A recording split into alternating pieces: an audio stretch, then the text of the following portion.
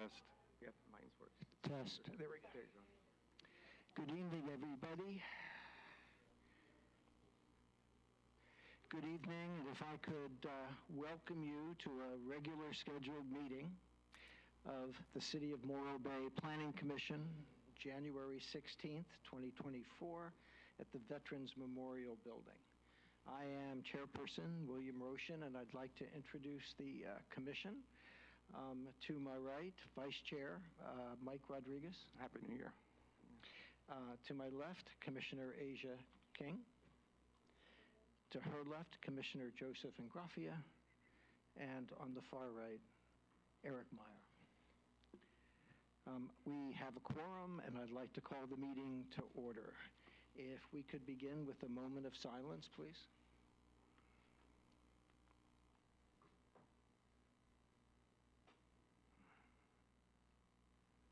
Thank you. Pledge of Allegiance.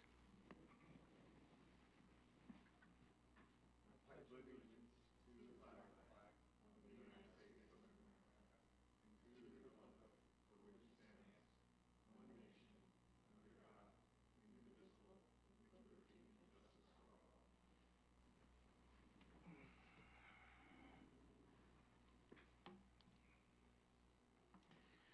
Commissioners, any Planning Commissioner announcements? Yeah, I just wanted to make one announcement. Mike? Sure, yeah, I just wanted to reiterate that the legislature did pass 60 new laws regarding housing last year that went into effect in 2024. So obviously one of them is AB 423, which applies some of these standards to coastal zones. So obviously there's going to be more pressure on Morro Bay and other small communities to develop new housing and affordable housing. So, you know, there's a lot of laws. I don't know if Scott wants to detail on some of those, but we're going to have to kind of come up to speed with those as these larger developments come forward. Any thoughts, Scott? Still going down the list of assembly bills that passed or went into effect January 1, and kind of getting a feel for what ones will impact us and what ones won't. So don't have a complete handle on it yet. There's a lot, as Commissioner Rodriguez points out. Well, we've talked about it before, reaching out to someone from the state who could maybe visit us. I know they do that on a regular basis, and see if they could give us a half-hour presentation on the new laws. Is that something we can look into? Yeah, and the reason I brought it up too is because obviously this commission and the council are trying to promote the development of new housing and affordable housing. So if we could use our synergy and get together to do that work, that would be great. I have a question for you, for staff.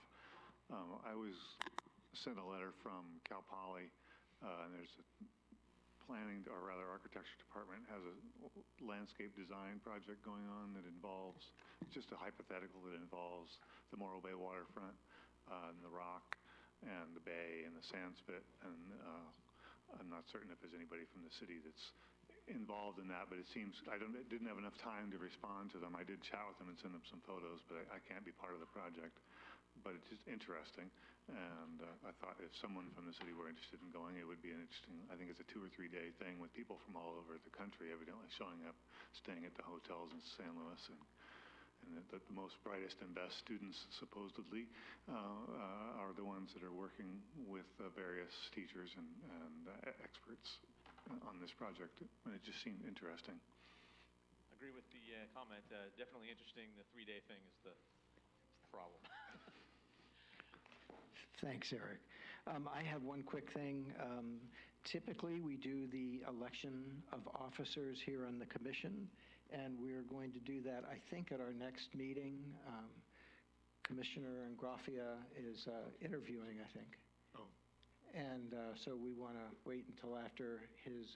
Yeah, we don't usually do the election of officers until after assuming we have seats that are up, until after the city council makes a decision. To his interview, yeah. Joe's term's up. No, the election of officers. Oh, we elect a chair and a vice chair. Okay, we're doing that We do it every year, yeah. Anything else, commissioners? Thank you. Public comment. Public comment, this is a chance for anyone who would like to speak. on any issue that's not on the agenda. Or if you can't stay, you're welcome to speak now. Welcome, Mayor.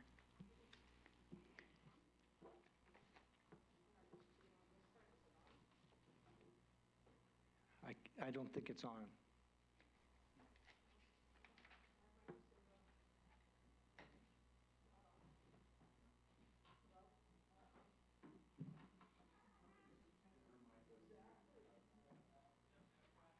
So sorry. Nope, nope.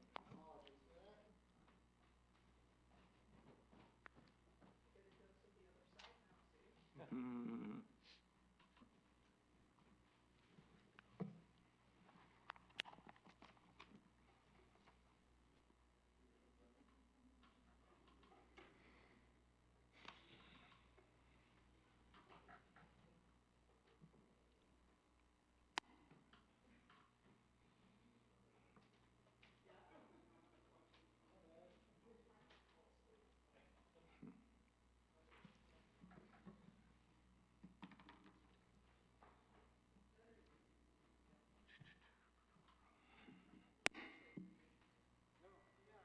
Testing, testing. Our apologies, sorry. No worries, I'll try that again. Good evening, commissioners. A lot of backfeed there. Thank you for taking my comment. I just wanted to start the evening and the new year by thanking you all for your service last year. I enjoyed working with you. I look forward to working with you this year, and I say that because I will again be your council liaison. So I look forward to being that connection for the city council, and I'm happy to see what 2024 brings us in the project world. So thank you again for your service to the community, and I will see you as many meetings as I can make. Thank you very much. It's really great to have you as our liaison. Thank you. Welcome. Good evening, Commissioner, Chairman. I spoke to the City Council last week about this, but I will follow up for the Planning Commission. My name is Gene Dowdy. I'm an architect, engineering contractor. I've worked on the Embarcadero for almost 50 years. I've been on the Harbor Advisory Board for close to 40 years. I was a member of the original Waterfront Master Plan Committee, and there were several things that were not known at the time, and I'd kind of like to relate those to you.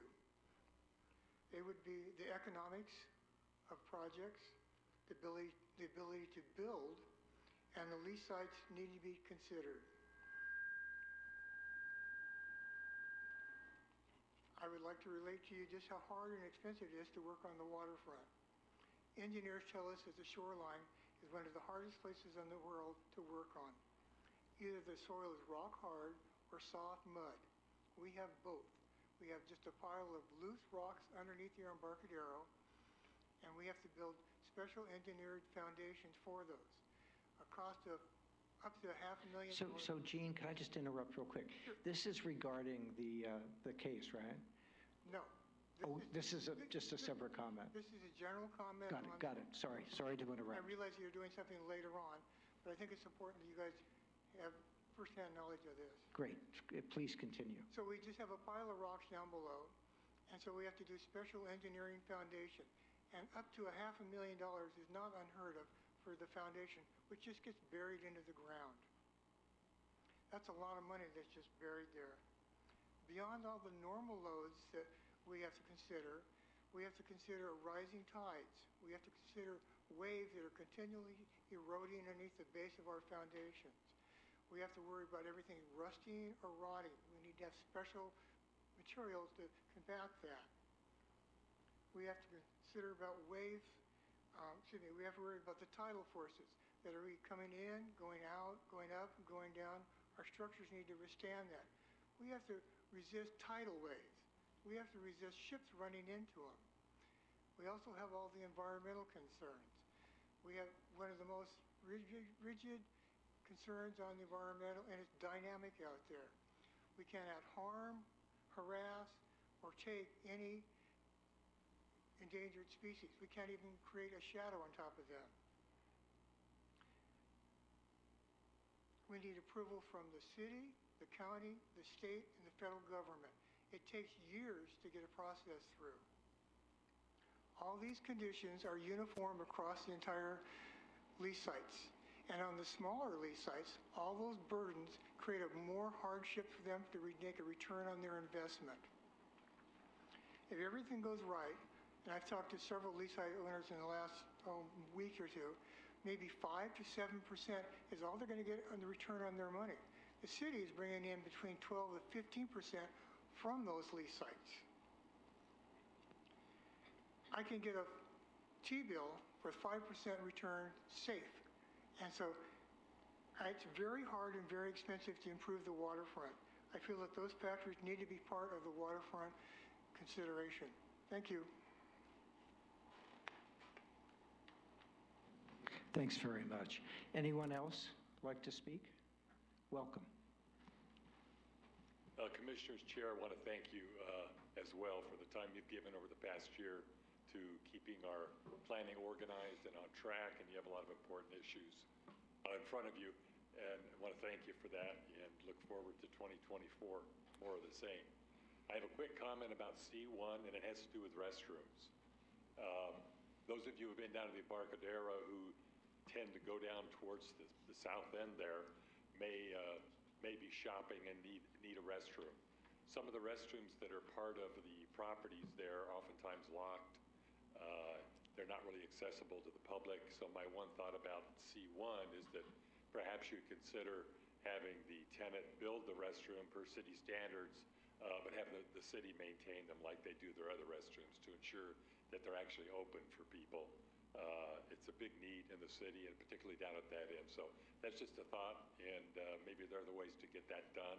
But I think it's a lot to ask for a tenant to not only put in the restroom, but also maintain it if there's no benefit to their business, which oftentimes I think there may not be. So thank you again for your service. Have a great evening. Thanks, Jeff. Others who would like to speak? Public comment? Is there anybody in the queue? There are no raised hands on Zoom. Thank you very much. If that's the case, I will close public comment. And let's go on to the consent calendar. Commissioners, comments on the consent calendar, please? Eric. Yes, the item A2, the September 19th minutes, the same problem we had the last time we looked at these minutes we still have, which is that some of the comments were not shown. And I chatted with staff privately about this a few seconds ago, but we just need to kick the September 19th minutes off of our approval and approve the other two, and staff will get back to us with the September 19th. I did update the minutes. It does appear that perhaps the minutes that got attached to the staff report were the minutes from the old version, not the new version. So I would suggest pulling these ones out before you make the decision. Okay, so we're pulling out which one? September 19th. It's September 19th, which is item A2. Got it. Any comments on November 7?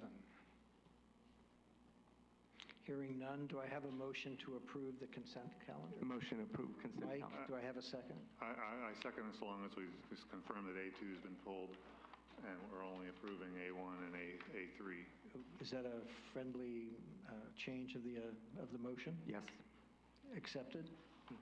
All in favor? Aye. Aye. Aye. Then let's go right to new business. Can we finish the motion and those opposed? Oh, I'm sorry. Those opposed? I thought I heard everybody, but okay. It's I just like to do it for the record. Thank you. Appreciate Thank it. you. Passes 5-0. Thank you. Anybody abstaining? Thank you very much.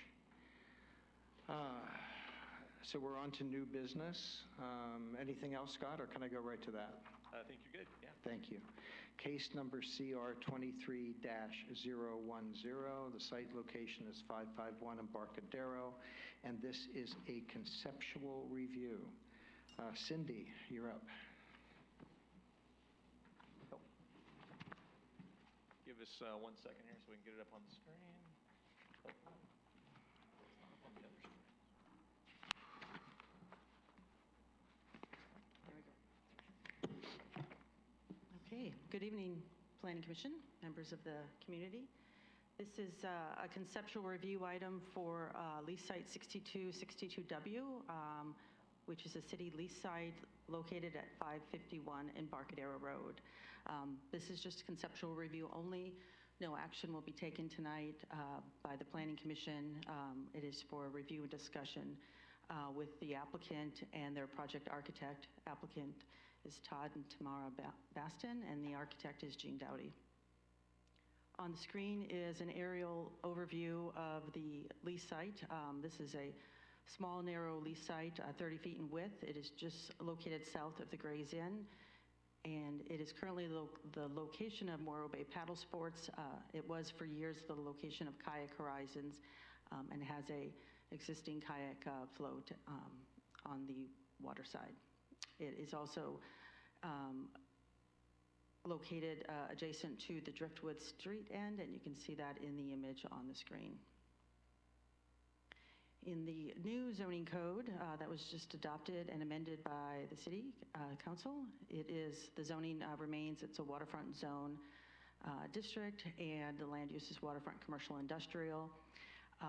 It is under our previous zoning code, 1997 code, it's within the plan development overlay. The property is located in the waterfront master plan and also within the downtown waterfront strategic plan boundary areas. And those are two city documents adopted that apply development and design requirements in this area.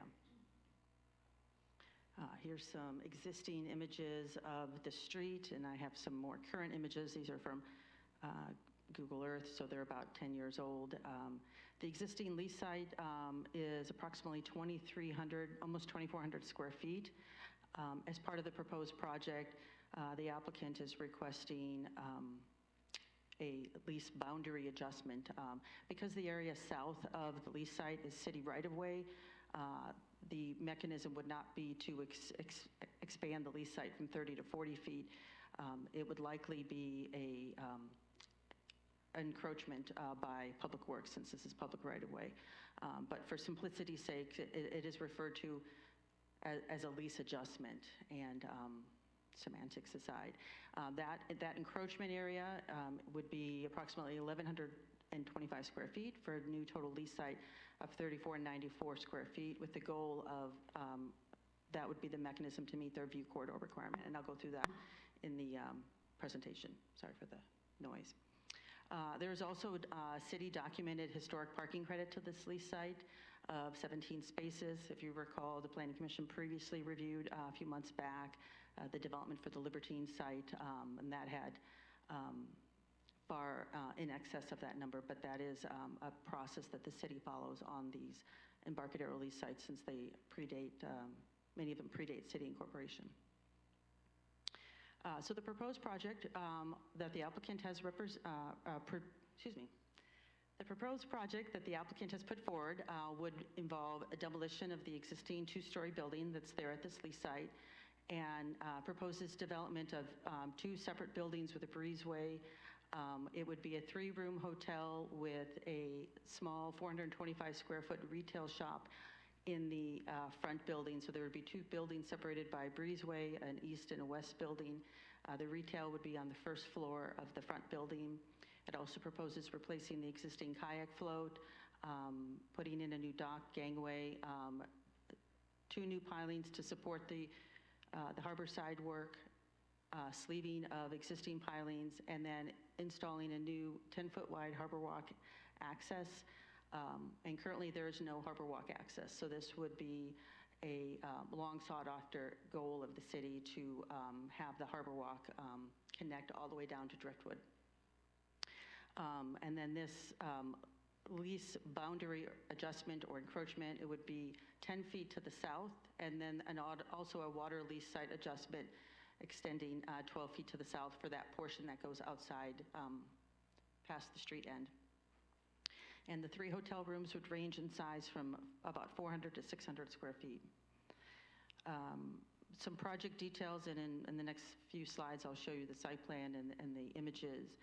The project is before the Planning Commission because as a conceptual review item, we are seeking feedback from the Planning Commission in relation to a few key areas. And one is related to its small, narrow lease site. As I said, the site is 30 feet wide. It's one of the smallest lease sites on the Embarcadero, which provides some development constraints to building of the site. And then also, we are seeking Planning Commission feedback on the proposed design of the development. It is seeking to extend the design of the Gray's Inn for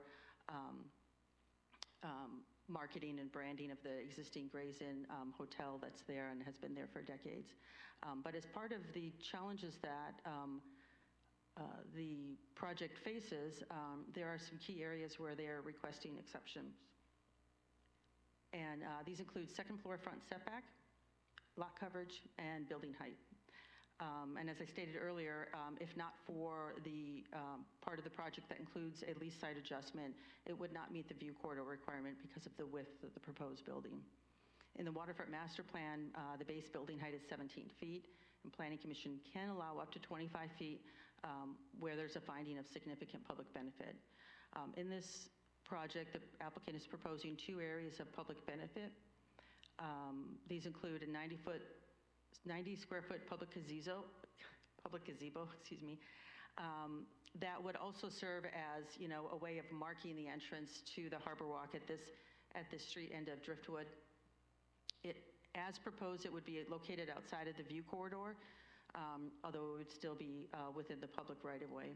And then the second public benefit item is a public restroom that would be located in the street-facing building.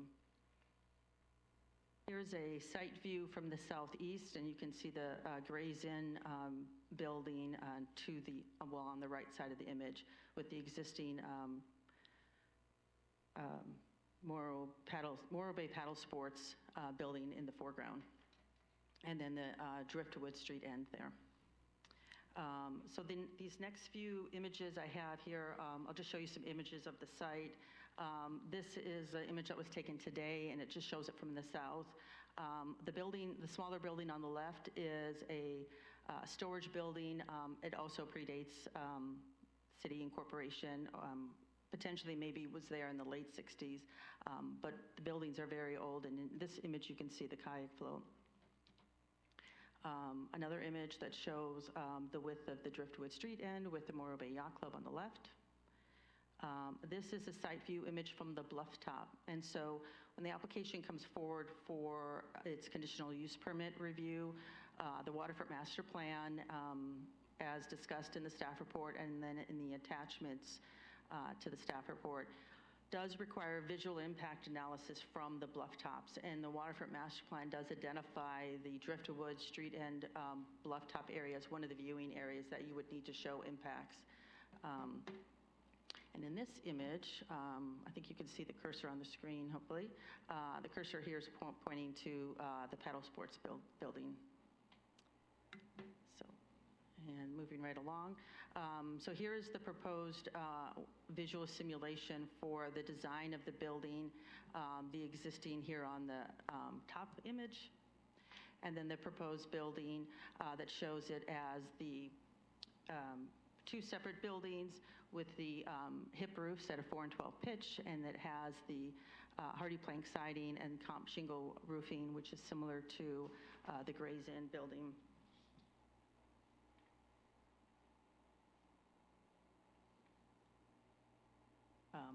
And so in addition, in regards to the design, the project for each of the 3 hotel rooms, it includes private decks for the guests. There'd be 2 decks on the west building, and then the center building, the second floor hotel room, is proposed in an exterior staircase that would lead up with a interior deck and access to that second floor hotel room. The retail space is shown here at this point with the window design. And then this is a visual simulation that is showing the development from the Bayside. And in this image here, you can see the proposed public gazebo, the replaced kayak float, and kayak storage business, and then along with the guest decks, and then the Harbor Walk. The Harbor Walk also would provide access way with a ramp due to the steep elevation that would wrap around the gazebo. Here's an image that shows the site plan, and I've kind of highlighted some things just for purposes of viewing. In this image here, you see the east building and the west building with the center breezeway in the center, and then the exterior staircase, and then the deck that goes up to the second floor. The yellow areas that are shaded on this image represent what would count as the 30% view corridor. And so I was talking about the narrowness of the lease sites. What you can see in this image is these thick blue lines here to the left represent what the existing width of the lease site is. And so, as proposed, if the city was not in support of approving a lease adjustment, they would also be non-compliant for meeting their view corridor requirement, because as a two-story development, regardless of the width of the lease, two-story developments are required to meet a 30% view corridor requirement. And so if they, part of their proposal is that 10-foot adjustment, and so the red line here shows what that would look like if a lease site boundary encroachment were approved. And so they'd have 4 feet of view corridor on the north side of the building, and the remaining view corridor requirement on the south side. The advantage of, and just some context here, the advantage of having the 4 feet view corridor on the north is that it would also serve to increase the views between the paddle sports building and Gray's Inn. The Gray's Inn building itself has non-conforming view corridors. And so by providing 4 feet there, that also, one, serves to meet their view corridor requirement, but it also lessens the impact of the views in between this building and the Gray's Inn building. So just wanted to point that out. And then the public gazebo is shown here, and as noted, it's outside the view corridor area. The applicant is proposing 10 feet of Harbor Walk access. The Planning Commission has, in the last few Embarcadero redevelopments, it has seen more than 10 feet. That's been commonplace. It's been an easy thing. I'll say easy in air quotes because I'm not designing, I'm not doing the engineering. But that's been one area that we've seen in developments where, like with the Libertine or the Harbor Walk Plaza, those were two lease sites where they proposed in excess of 10 feet to have, you know, reduced congestion, have wider Harbor Walk access. And that was one area where they provided this, you know, significant public benefit. In this situation, the applicant is not proposing that because of potential eelgrass impact. Eelgrass habitat impacts. And so at this point, it's just proposed at 10 feet. And that's what you see in that shaded on the bottom of the image. The next couple of slides show you the floor plan. I will note that the plans here on the floor plans, it does make a comment that this area here, it says retail/motel. Just for clarity, the reason it says that is because the first floor of that building is retail, and then the second floor is the hotel unit. And so it's saying both because it's representing both uses in that building. We should make a clarity on that because that can easily be misread. Right, and when they come forward with a CUP application, that would be something that we would want that corrected. Yeah. I've highlighted in blue the street parking. This is existing street parking, and that would be proposed to be moved back to accommodate this area of view corridor. Second floor, again, hotel rooms are about 400 to 600 square feet, and you can see these two rooms here are in the 400 range. This is the public gazebo plan. The blue represents the Harbor Walk area as it slopes up from the existing Harbor Walk to the north at Gray's Inn. It connects.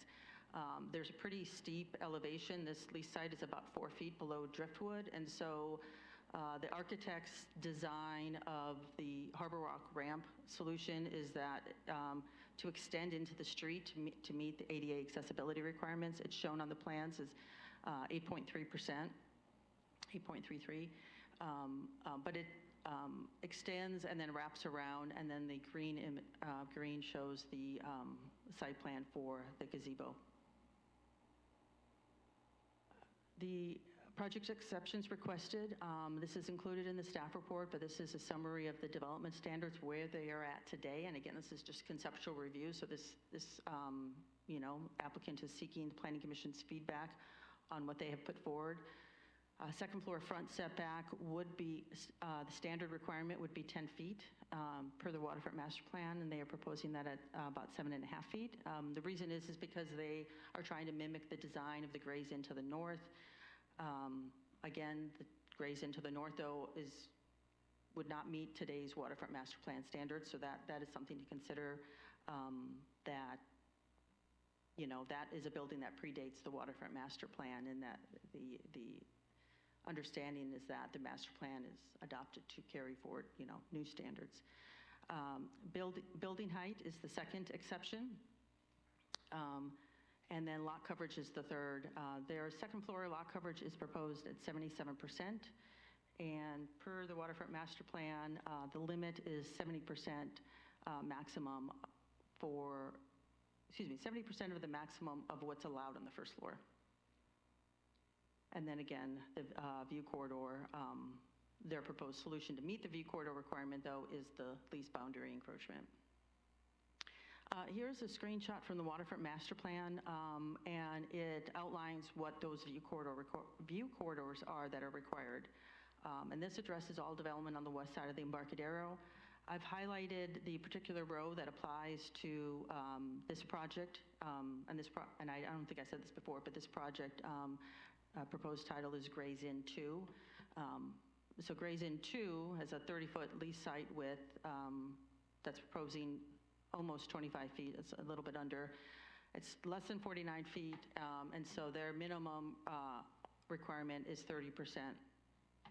They do meet the sloping roof requirements, and in order to get that height approved, it would require Planning Commission findings for approval of that. I've spoke to this a little bit, the development constraints. This is, as I said, one of the smallest lease sites on the Embarcadero, and so there are some development constraints. The conceptual review is for Planning Commission to look at those development constraints and then consider whether the proposed public benefit is enough to offset the exceptions requested. As far as height exception goes, it does require in the waterfront master plan the specific finding that the overall viewshed characteristics would be improved, or at a minimum not diminished from the public viewing location from the bluff top, as well as meeting additional requirements such as roof slope and encouraging public viewing areas of the bay. They do meet the roof slope requirement. They are proposing some public viewing areas, both with the harbor walk and the public gazebo, should the commission favor that. And then there is the image in the presentation that showed what the bluff top looked like. Certainly when they come forward with a CUP application, they would revise their visual simulations to be consistent with that criteria.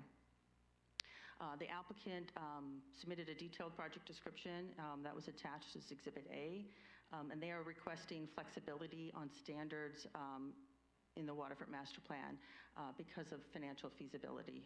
And so certainly that is what they are requesting should be part of the conversation.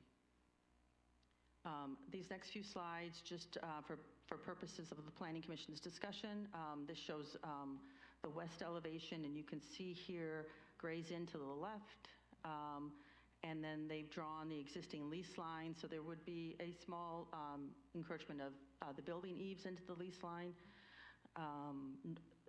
Master plan says that normal eaves are allowed. It shows here that the view corridor would be maintained open. They're not proposing anything there. That's just would be sidewalk area, and then this public gazebo. And then opposing image from the east elevation, and this is, showing some of the view corridor from Grays Inn, and then a little bit wider there. In this south elevation, you can see the proposed harbor walk and the kayak float. And so as to help with the discussion on the public benefit, I previously said that there were 2 public benefits being proposed. As you would have saw in the staff report, they are proposing 4 public benefits. However, items 3 and 4 on this list would not qualify as public benefit for purposes of determining significant public benefit. And I'll skip to that. Number 3 is the design of the ramp solution that meets the ADA requirements. The applicant's position is that previous city approvals have kind of exacerbated the elevation differential with this lease site when Harbor Walk projects were approved to the north at a different elevation that didn't take into consideration comprehensively the waterfront. But compliance with ADA is considered a standard code requirement, and so that would not be considered extra public benefit. The number 4, the requirement for low-cost visitor serving accommodations. Again, that's a standard requirement in the city's LCP, and likely would be a requirement applied by the Coastal Commission. For the public gazebo, staff is asking the Planning Commission to consider whether that, again, that benefit outweighs the visual impact that it creates, because although the gazebo itself is a marker for entrance to the Harbor Walk, there may be other design solutions that don't create the visual impact, but yet also denote like this is the entrance to the Harbor Walk. And then we had public comment earlier this evening from a member of the public regarding public restrooms. The proposed public restroom in the street-facing building is accessible through the breezeway, and so it would not really be in a visible location. And so we would certainly condition the project to have signage to make the restroom more visible with the future CUP approval. I've prepared this slide just for purposes of your discussion. Here are some alternative options for public benefit that meets the context of the site and where it is located and maybe what fits for the site. So some of these were discussed in the staff report. They do have limited opportunities to provide that significant public benefit because of its location and its small footprint. Staff's recommendation would be there could be some potential public benefit options that kind of meet what the historical use of this area has been in terms of like the kayak business. So the first item, wider harbor walk access, subject to conclusions of what a future eelgrass survey might say. Number 3, potentially adding electric vehicle chargers in this area, although I would note that that would conflict with circulation element policies that talk about relocating parking on the street ends of the Embarcadero. But again, just part of the conversation. Number 4, upgrading the proposed public restroom to potentially including a public shower for recreational uses, people who are using the water and they're coming off the water and as a public benefit. And then this last item was not in the staff report, but I thought of this after. I've seen this in public, but as you know, one of the goals of the Downtown Waterfront Strategic Plan talks about ecotourism. So, and the potential for a public charging kiosk for cell phone users or people who are out on the waterfront and they want to charge their phones. I mean, something that could be either attached to the building or freestanding and it wouldn't create a visual impact. These are just some small ideas that throwing out for the Commission's discussion when you are faced with a challenging lease site. So, and I'll stop it there, but just that we're recommending to provide feedback to the applicant to address the small lease site in relation to waterfront master plan and DWSP policies, and then the architectural design and public benefit. And thank you. Cindy, thank you very much. Can we ask you a few questions? Commissioners, questions for staff? Joe? Oh, you want to start? Cindy, so as I understand it, if the applicant were to satisfy the view corridor requirement without resort to the extra land that's in the street end, it would be 30% of 30 feet. He would require a 9-foot.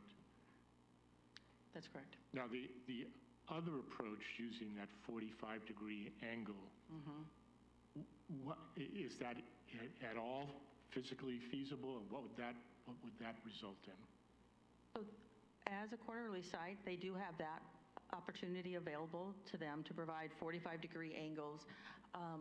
The waterfront master plan is silent on geometrically what extent of 45 degrees back do you need to go.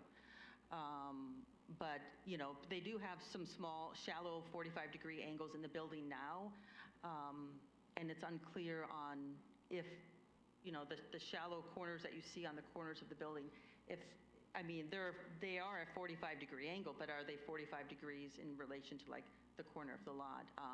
And my read of the waterfront master plan is that they would have to push that angle back further in order to meet the requirement, and they're not compliant currently. So that 45-degree angle would have to meet the southwest corner of the lot?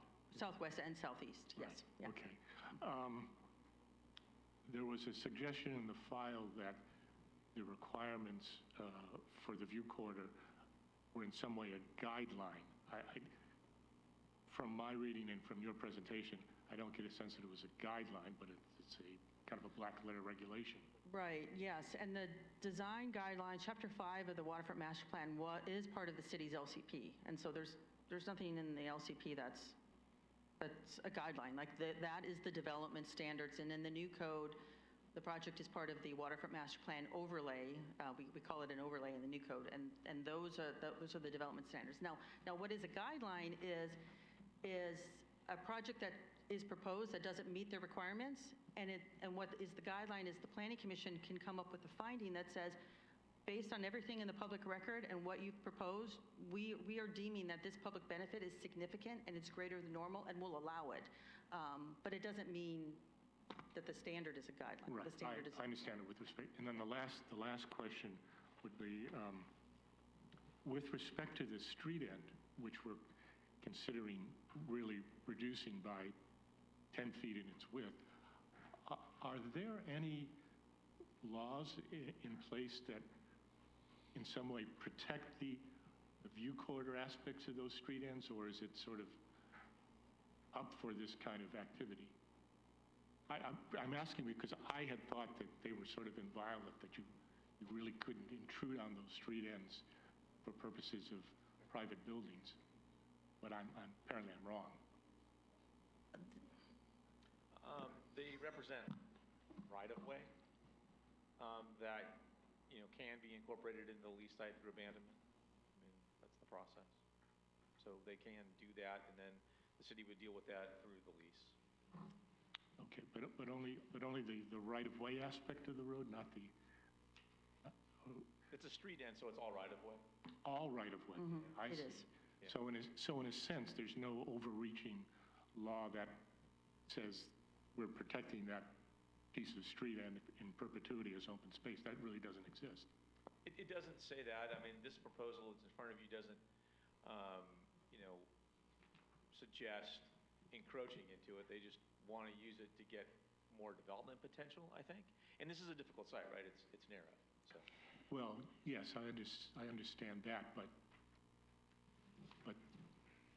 I understand that they're not going to, forgive me, this isn't really a question, but I understand they're not going to build on the 10 feet, but by virtue of incorporating the 10 feet, they are released from the constraint of their own open space. So the net result is taking that area as a total, what would otherwise be open space is removed as open space. Correct, which is, you know, I mean, it's conceptual review, and these are all things up for debate and discussion. No, it's the clarity, right? Yeah, I mean, so that's correct, though, Commissioner. Okay, that concludes my questions. Got it. Eric? Primarily, I think, well, we won't, never mind, I'll get to that later. The question for you guys, is there any history of lease site connection, what's the right word, where multiple sites have been fused together on the waterfront? Do we do that in the city? I don't know about this. So I believe the Marina Square, which was approved in the mid-90s, is the only area on the waterfront where the lease sites were merged. Mr. Dowdy, who's worked on the waterfront for decades. He probably could correct me, and he's probably has the answer in his head right now. But Yeah. I believe that was the only time when we've merged lease sites. Was that ever a discussion with the applicant on this project? So when, I believe when Gray's Inn went through its permitting for a refresh of that lease site, it was like 2017, there was some discussion because the then Kayak Horizons lease site was coming up for renewal. And I believe there was not interest in merging the lease sites, but I don't know how serious that idea was. Is that not interest on the city's side or on the applicant's side, or? We suggested they'd look at it.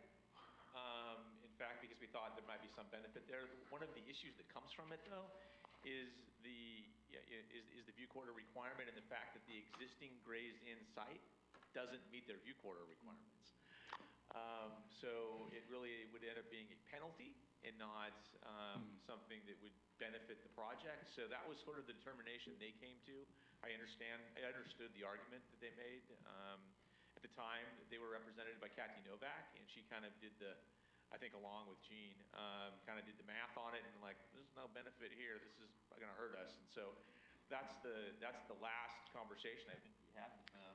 And so, I mean, certainly Gene could probably speak to it, but that was my recollection as well, as what Cindy's was. And the other thing too is contextually, this was 2017, 2016, 17, 18, which is around the time when we had the draft of Plan Morro Bay out, and circulation element policy states that we would relocate parking off of the street ends because of the desire that the city wanted to have pedestrian connections and pedestrian orientation. And we didn't want like cars driving down the Embarcadero, trying to turn in the street end, finding out that all the streets are blocked or parking lot spaces are blocked, and then turning around, and it's kind of creating this congestion. So it's like, if the west side of the Embarcadero is reserved for, businesses and people, and we put cars elsewhere, like that was the context of the city. And so at that time, the thought was, Kayak Horizons, when that comes up for a future renewal, that will be a really difficult site to develop. So how are we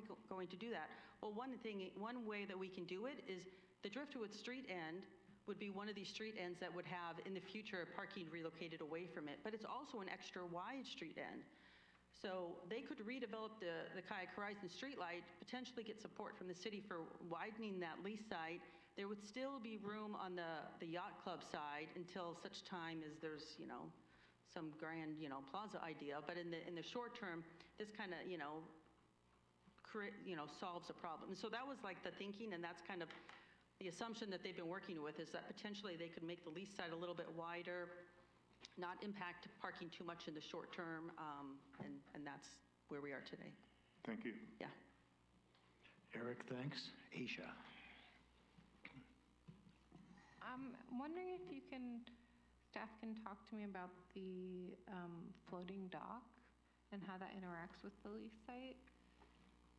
So the lease site's also a water lease site, and so that's part of the proposed. It's a land and a water lease, and it's part of that proposed area. The Morro Bay Paddle Sports currently has their business office in the building. When the site's redeveloped, they would move the business and they would run their business operations from the kayak launch float with the kiosks that's there. And then the dock and gangway would be that access down to the launch. And is that public access down to there, or is it just business access? I don't think that's been fully fleshed out. Typically, when we've seen floating docks, even if they're like a private side tie or a slip, the head float or the main dock area, that's assigned for public access, but not necessarily the actual slip. And so in this case, I could imagine it would be the same way for the dock, but that would lead you to where the business is operated from. Right. I'm asking because I'm wondering how much the idea of public benefits might extend into this dock area. Mm-hmm. But it sounds like it's traditionally, at least, just business activity. Right, yeah, and the launch float itself would probably not be a feasible area to have just, random non-customers just because of the business operations and moving, people getting on and off the kayaks and, launching and then the discussion. So that might, Yeah, I didn't know if there was like a public, you guys will have to educate me, but a public fishing area on this side of the Embarcadero? I think probably the architect can speak to that. I don't think that there is any public fishing in this area. There is some existing boat slips just immediately to the south of where the kayak float is.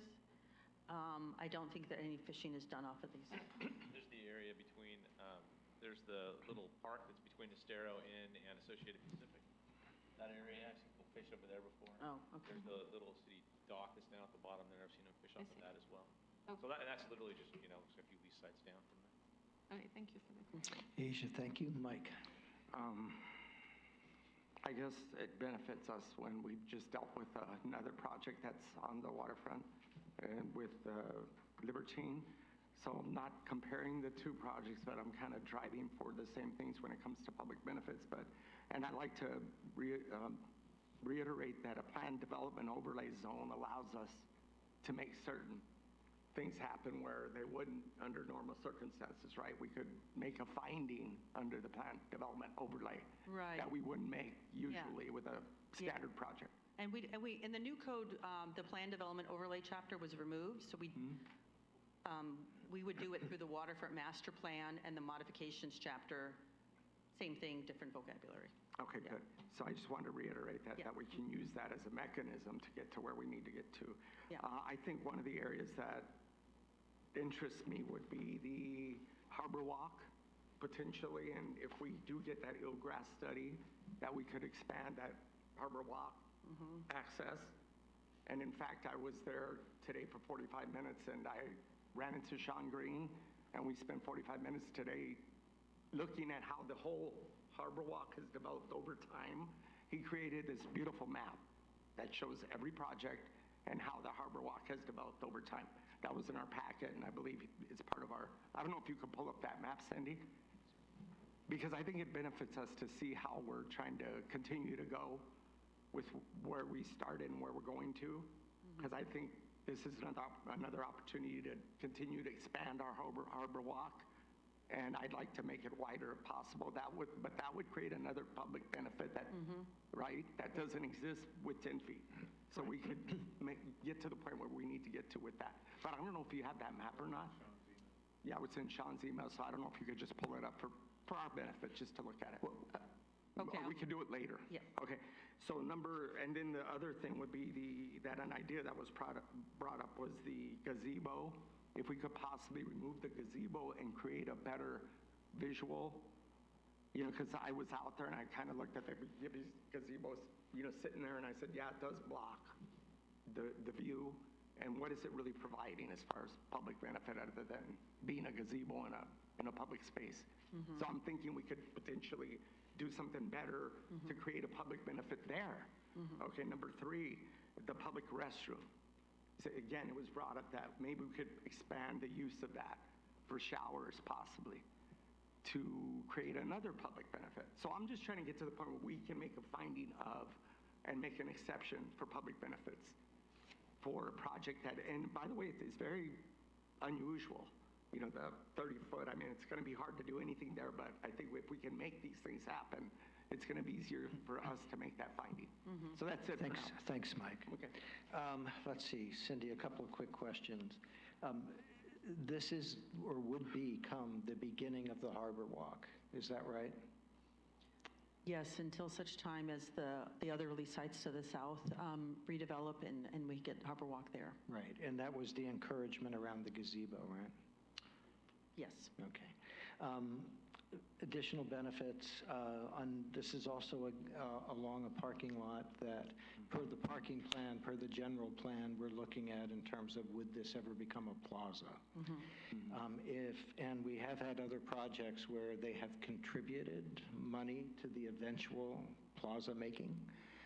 Was that considered as a possible public benefit? I think that's something that's on the table there. Wasn't able to get the numbers we talked about before for the other sites. I apologize.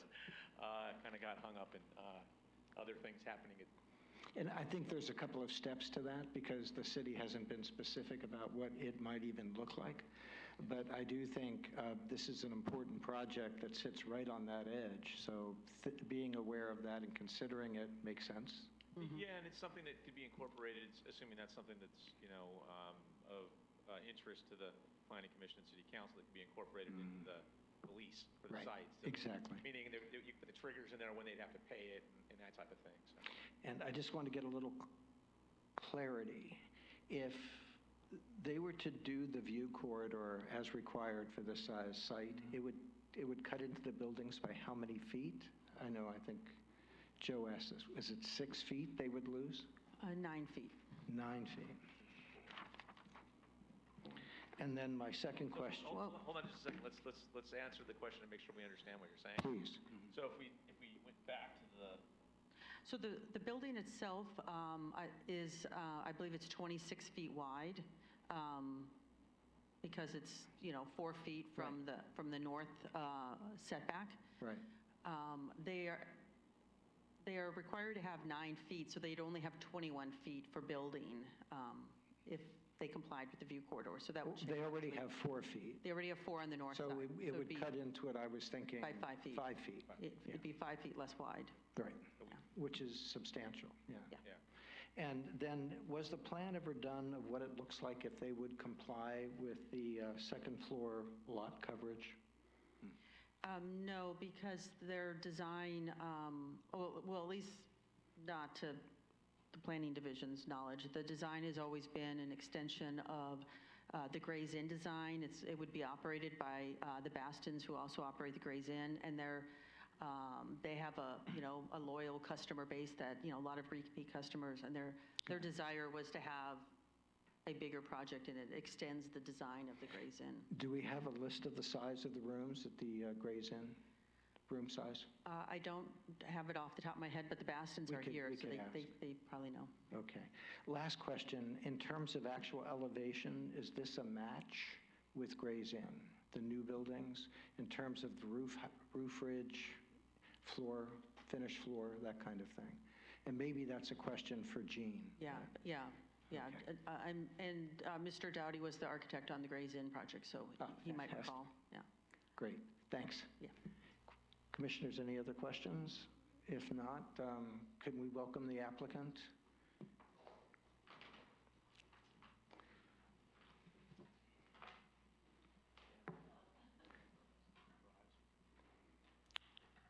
Welcome. Nice to have you here. Hello. I'm Tamara Baston. I'm here with my husband, Todd, and of course you know Jean. I promise not to read the entire binder. Oh, good. And most of the stuff that I've written down here, you have talked about and heard already. But we do own the Gray's Inn, and we're looking forward to expanding our partnership with the city in the development of the lease site that is presently the Morro Bay Paddle Sports. And again, as you know, our plans do include hotel rooms. The retail space on the first floor will support, of course, additional city revenues. The public benefit, which we've discussed a little bit, included the public restrooms, extensions of the Harbor Walk. We really wanted to see the Harbor Walk extend up to the street level, again, to provide this beginning space for people to have access to the Harbor Walk. And as it's extended to the north, that they'd have this wonderful walkway there. And then again, access to the kayak paddle sports, which would be down on the dock and extend from the Harbor Walk. So the gangway would come from the Harbor Walk. We proposed adding bike racks, with, at the time, seemed something that was very important to the community. And we tried to do as much as possible, talking to Jean, that we could do on that small space. And some of you said you had gone down there and looked at it. It's a beautiful space. It's been there a long time, but it is small living space, even as it extends out to the waterfront. We also have a passion to turn the south end of the Embarcadero into a beautiful and inviting environment instead of a stop and turn around point, which we see all the time happening there. So to provide access to the Harbor Walk, people could walk around in this beautiful circular motion around that area instead of stopping and seeing that, oh, there's nothing else here, let's turn around and go back. And I think that's it for now. Thank you again for your time. As far as the size of the rooms at, they're one-bedroom apartments on the first floor. As far as the square footage, I'm not really sure. Probably Jean could answer that a little bit better. There is a studio space on the top floor, which is more like a studio-size apartment instead of one bedroom. But as far as the size, Jean could probably answer that for you. Is there anything else I can clarify? Just one question. Okay, Mike? Yeah, you know, when I was walking down there today, I was trying to find the public access, and it was very narrow. I found it, but, you know, I walked down there, I thought it was in private property, and then I realized it's a public access point, but that's very narrow. Would that stay the same, or are you going to expand that? For right now, that was what was designed when we went through the plans for the Gray's Inn and fitting the mandates for the parking space and all of that. They asked for that viewing corridor and that walkway corridor. For right now, I believe it would stay the same unless there's something else we'd have to change. That's one of the reasons why we wanted to make the other access on the south side to get back to the Harbor Walkway, Yeah, and the reason, which would provide a bigger space. And the reason I was asking is because there wasn't very many people there, but it was very narrow, and I can imagine when it is busy that you're going to have, it's not going to be, you know, wide enough to accommodate the traffic you may have, especially if you develop the other side of it. It's going to be very hard to get in there unless you do something on that south side. So I agree with you that you could maybe do a better job on that and to create a better access to the Harbor Walk. Right, and if I might add, having that to go around would also provide an opportunity for the public to go around and see the additional retail space and go around all the way down to the waterfront and then have access to the kayaks all the way down to what we have, Beach Burger and all the other retail and restaurant spaces that we have to the north of us too. Instead of, Thank you so much. Oh, you're welcome. Jean, would you want to come up and can I ask you a couple questions?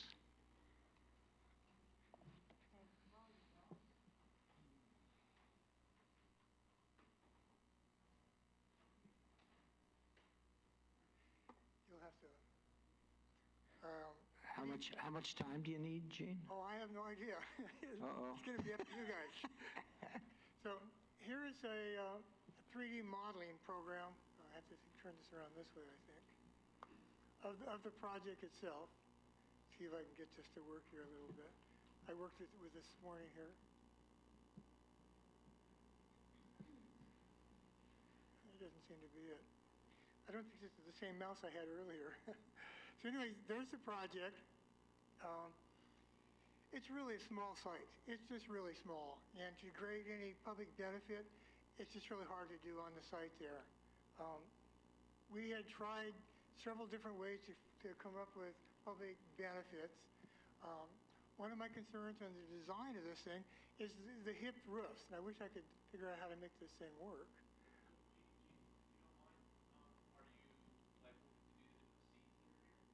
Say that again? So there's seats here? No, that's just if I had created it. If I can get to that one spot right there, and I've got to figure out how this mouse works.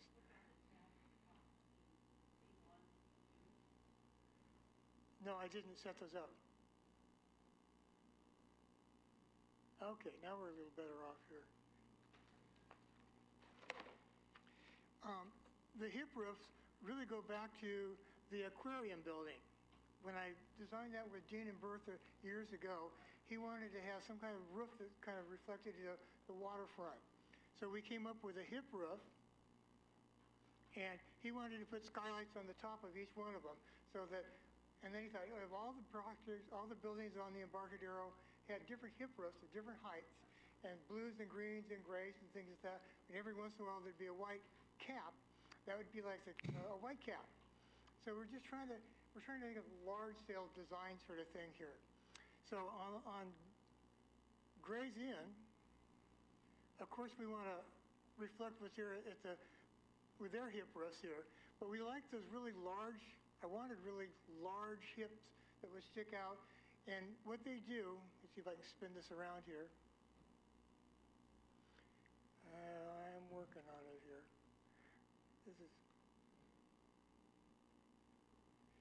Is that green line is the horizon. I don't know what that other thing is right there. The green line is the horizon. Oh, I see. We're on the wrong building here. The green line is the horizon, and I wanted to emphasize the horizontal planes. When you see the underside of the hip roofs are solid, and that reflects the horizon. If you're doing with out in the mountains, you have inclined planes. But on our design, the main design feature is the horizon, so we want to emphasize that. And then I broke the building up into two different buildings there to break up the mass of the building.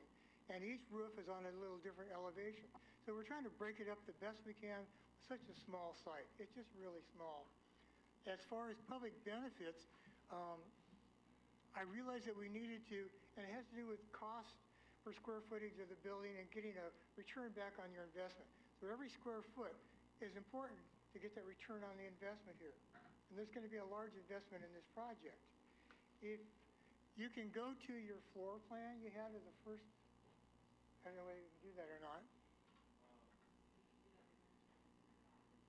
You can go ahead and turn mine off.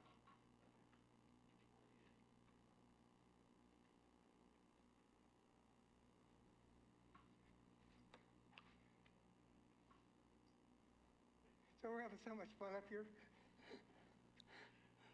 So I was asked to talk to the IT guy. I don't know what IT stands for, but I found out this audio-visual guy. We're having fun, huh, Hank? Oh, yeah. Okay, so if you can go to the second floor.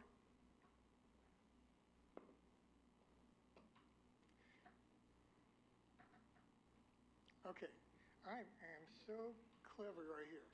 So this is I guess that doesn't work. Okay, so the second floor is oh, okay, great, thanks. So it's 19 feet to start with. I mean, so this is 21 feet on the first floor. I brought it back 2 feet to give some offset. If I bring it back another 3 feet, by the time we're on the first floor, I need to get to the second floor. Yeah. Okay, so it's only 19 feet between here and here. If I bring this back another 3 feet, it only leaves me 7 feet between here and here. Hardly enough room for a bed. So it's the square footage that we need to be able to get the cost return on the investment. It's just, yeah. As far as the other additional public benefits, we mentioned the low-cost unit up here in the second floor. If I remember right, and I may be wrong, but low-cost units are required when there are more than 4 units. We only have 3 units. So we are providing a low-cost residential unit. So that is creating a public benefit. We understand your argument, yeah. Yeah, okay, good.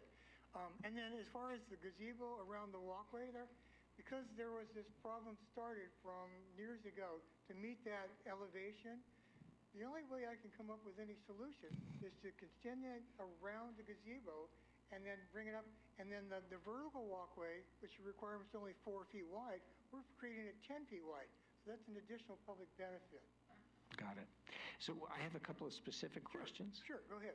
So do your finished floors, ridge lines, do they match Gray's Landing?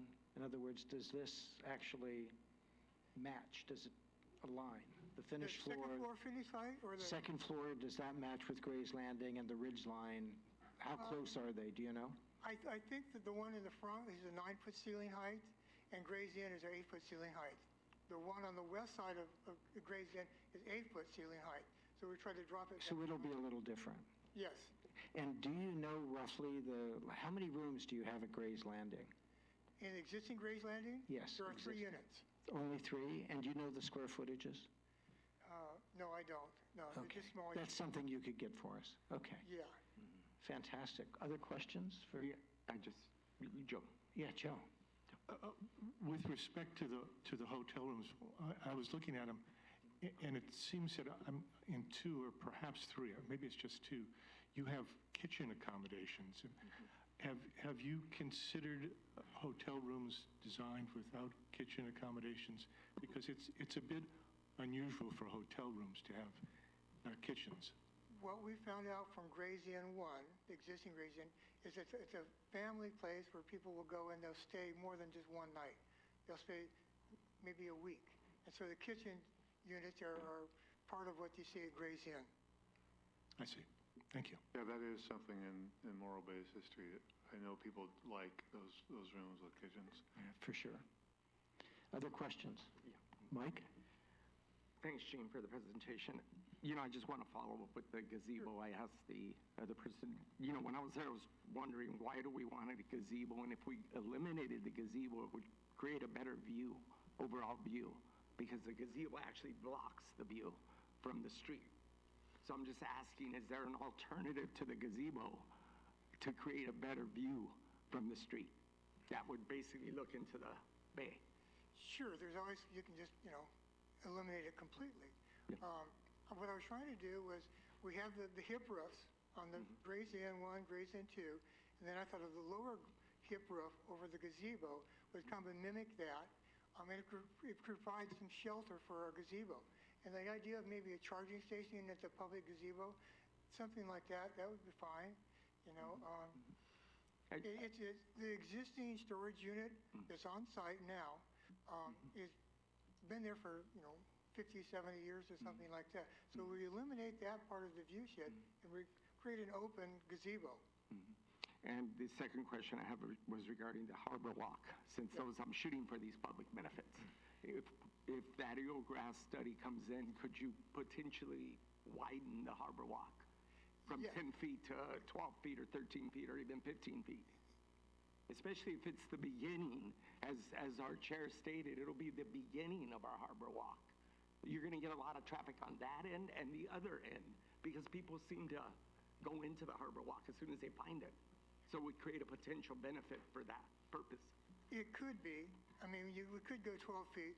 The existing harbor walk in front of existing Gray's Inn and the one next to it, the Beach Burger, they're all 10 feet wide. Okay. And so we could stick it out another 2 feet depending on eelgrass, but it becomes a structural problem as much as anything else. It was just a potential additional public benefit. But our ramp is all 8 feet or 10 feet up, and then going up is 10 feet. Okay. Thank you, Gene. And could you stay available if we have other questions? Oh, Is sure. that okay? Thank you. Okay. Really nice to meet you. Thanks. Commissioners, I'd like to go to public comment, if that's all right with you. I'd like to open public comment. Would anybody like to speak on this project? Do we have any takers? Welcome. Thank you, Betty Winholtz. It seems to me that we're struggling for public benefits because there are exceptions. And so what if we eliminated the exceptions so you don't have to look for public benefit? So I'm not understanding why you would not join the 2 lease sites. It just makes sense because one's so small. The other one is not up to code because it was built before the city was incorporated or around that time. And if you join them together, then you don't have to look for exceptions. And then it kind of solves all the problems. You don't have to have more than 10-foot wide walkways. What they're providing are actually small apartments, you heard her say. So they're like vacation rentals. So they're kind of large, like when you think about something that's 400 square feet, isn't that the size of your garage? So those, and then one of them 600. So I don't think you need the height exception. I don't think you need to take public land from the parking areas and give it to them. If you would just put these 2 lease sites together, we could save some parking. Parking provides the visual off of the bluff, so you're not getting rid of that. So I guess that's what my main idea is, let's get rid of the exceptions and then we don't have to look for things that benefit. And certainly the gazebo, I think, though it may be beautiful and fit in, it is in the way of the visuals as far as I see it. What else? Da-da-da-da-da-da.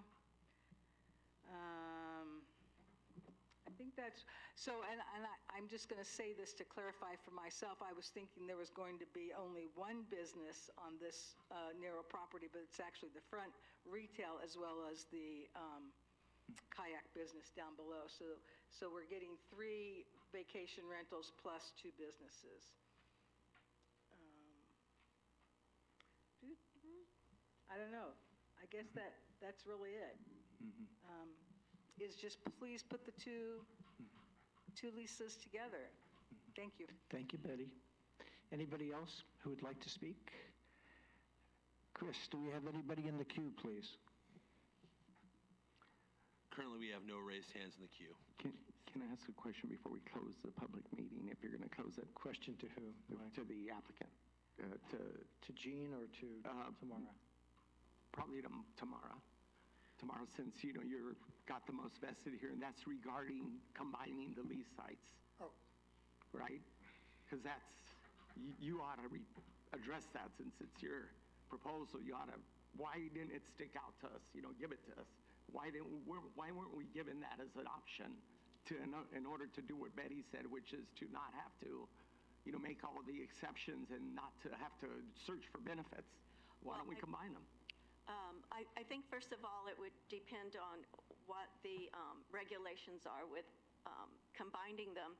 However, at one time, there was that talk of that prior to us completing our RFP, and there were reasons why, for one reason or another, that wasn't an option. And I'm not sure if there were city regulations or harbor regulations at that time, but they just decided to keep them separated.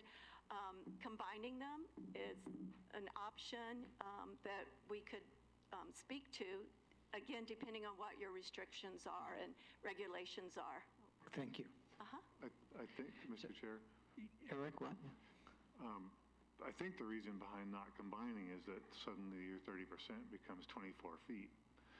Which is a significant difference in the current situation. Got it. Let's talk about that in comments, yeah, and then we can figure out where we might advise, I think. We have no more other speakers, so I will keep public comment open so we can ask the applicant questions, if that's okay with everyone. And commissioners, this is your chance. Yeah. Who wants to start? Can I start this only because I think we're kind of stuck a little here soft, but can you address what we've just been talking about combining the lease sites in order? So Commissioner Meyer's correct. Okay. So the issue that you run into, because the other site doesn't really have is a very small view corridor down the path that you go to the waterfront on, right?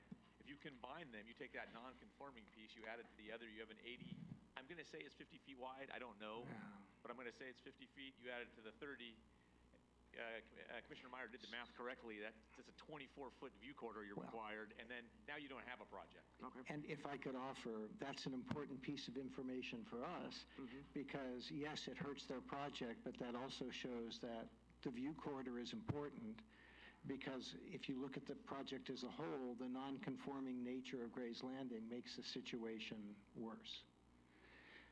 So one of the things that I think we might want to consider is an expanded site plan that looks at both projects, doesn't combine them, but at least shows us what the view corridors look like in terms of the whole development, so that we have confidence that if we do this, that it makes sense.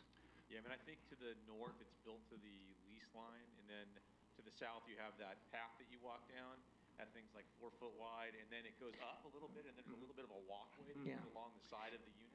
Yeah, I'm suggesting that's... Not much there is what I'm saying. But just see it. I mean, in other words, I think for me, that would help my evaluation. I don't know. Mike, other questions? No, that was... Eric? Yeah, I brought these books today because I kind of want people to appreciate what Jean does. This is about 2,000 pages right here, and this is our zoning code, our downtown waterfront strategic plan, our waterfront master plan, and the general plan LCP. And between those and all of our comments are where reality lives. And he has to sort of be psychic in a way to figure out what the hell we're going to say, except he's been here about 1,000 years already, because I talked to Roger Case recently, who's been here 2,000 years, and Roger said he said hi to you. Anyway, this is really complicated stuff because we have to consider the public's point of view, the citizens, and we have to consider the applicants, and they have to work with the city to get the lease site prior to us even saying anything, which is a really awkward situation. It would be super helpful if at some point in the history of Morro Bay, this process changes slightly such that the commission maybe has to preordain these sites with kind of what's allowed and in a more what's the form-based code sort of manner where we structure the sites and what's allowed rather than having a person commit dollars to a project, sign the lease, and then go through this process where we get to beat them up while we're trying to protect the public's interest. It's really a tough one. And the discussion you brought up, Gene, about economics, I know we're not really supposed to talk about that, but with these skinny little sites, this 30-foot wide site, it becomes ridiculous trying to make it all fit. And in that I wasn't involved, or we weren't involved in negotiating the lease, anticipating what we might or might not have been able to do with the site. It's really, I empathize with you owners, or lessees, whichever it is. It's difficult. For me, I think I agree with many of the comments of the rest of the commission here, where the harbor walk and the entrance to the harbor walk becomes kind of a priority, I think. And the gazebo or not gazebo, I think if we just eliminate the word gazebo and say some sort of gizmo, or gabizo, was it? We need something there at the entrance to the harbor walk to identify it for the tourist, so they can find it. And I don't know if it's a gazebo or not. There's some discussion there. We'll get to that. The encroachment of the eaves into the 10-foot extension of the lease doesn't really bother me. The 10-foot extension of the lease such that the property can be maximum utilized, there's a discussion there because it's a discrepancy between the public's interest and the interest of the lessee. And I'm not certain how to deal with that. I have empathy for both sides. I can play devil's advocate and fight both sides on this one because I really want to protect the public's interest. It's a really wide intersection there, though. Also, that street is wide relative to some other ones. And I like the little interposing buildings, and I like the little potential walkways going through. I don't necessarily agree that we still have to have that little tiny 7-foot wide or whatever it is walkway between the Gray's Inn and this new thing. But at the same time, the requirements of our laws demand, and if we did merge the lots, then we punish them even further. But if there's things like you could trade the parking and put the parking on the corner, and instead of having it in front of the Gray's Inn, switch the easterly building. And again, I'm just hypothetically throwing stuff out. Don't freak out over this. But if the building on the new parcel, on the eastern part of the new parcel, were to shift into the parking area of the Gray's Inn, then we might be able to meet the corner.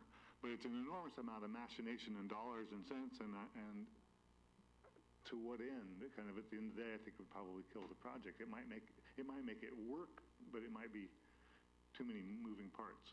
I'm sort of rambling now, so I'm gonna stop. Good start. Thank you, Eric. Joe.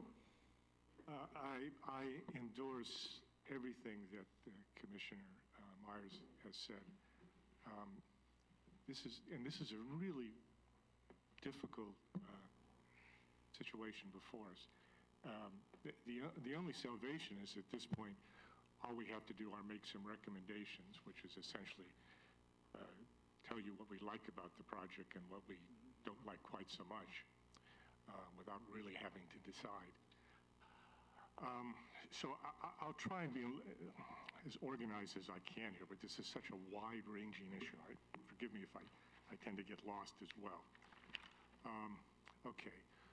With respect to the height, I think history indicates now that by right people can build second stories on the Embarcadero as long as they stay at 17 feet. that view corridor above 17 feet is getting to be particularly a rare commodity over the years as more people build things.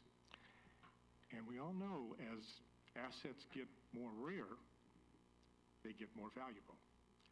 Okay, what does that mean? It means the sort of the compensatory community benefit that will compensate the public for that loss of your quarter above 17 feet, or rather between 17 and 25, has got to be more valuable.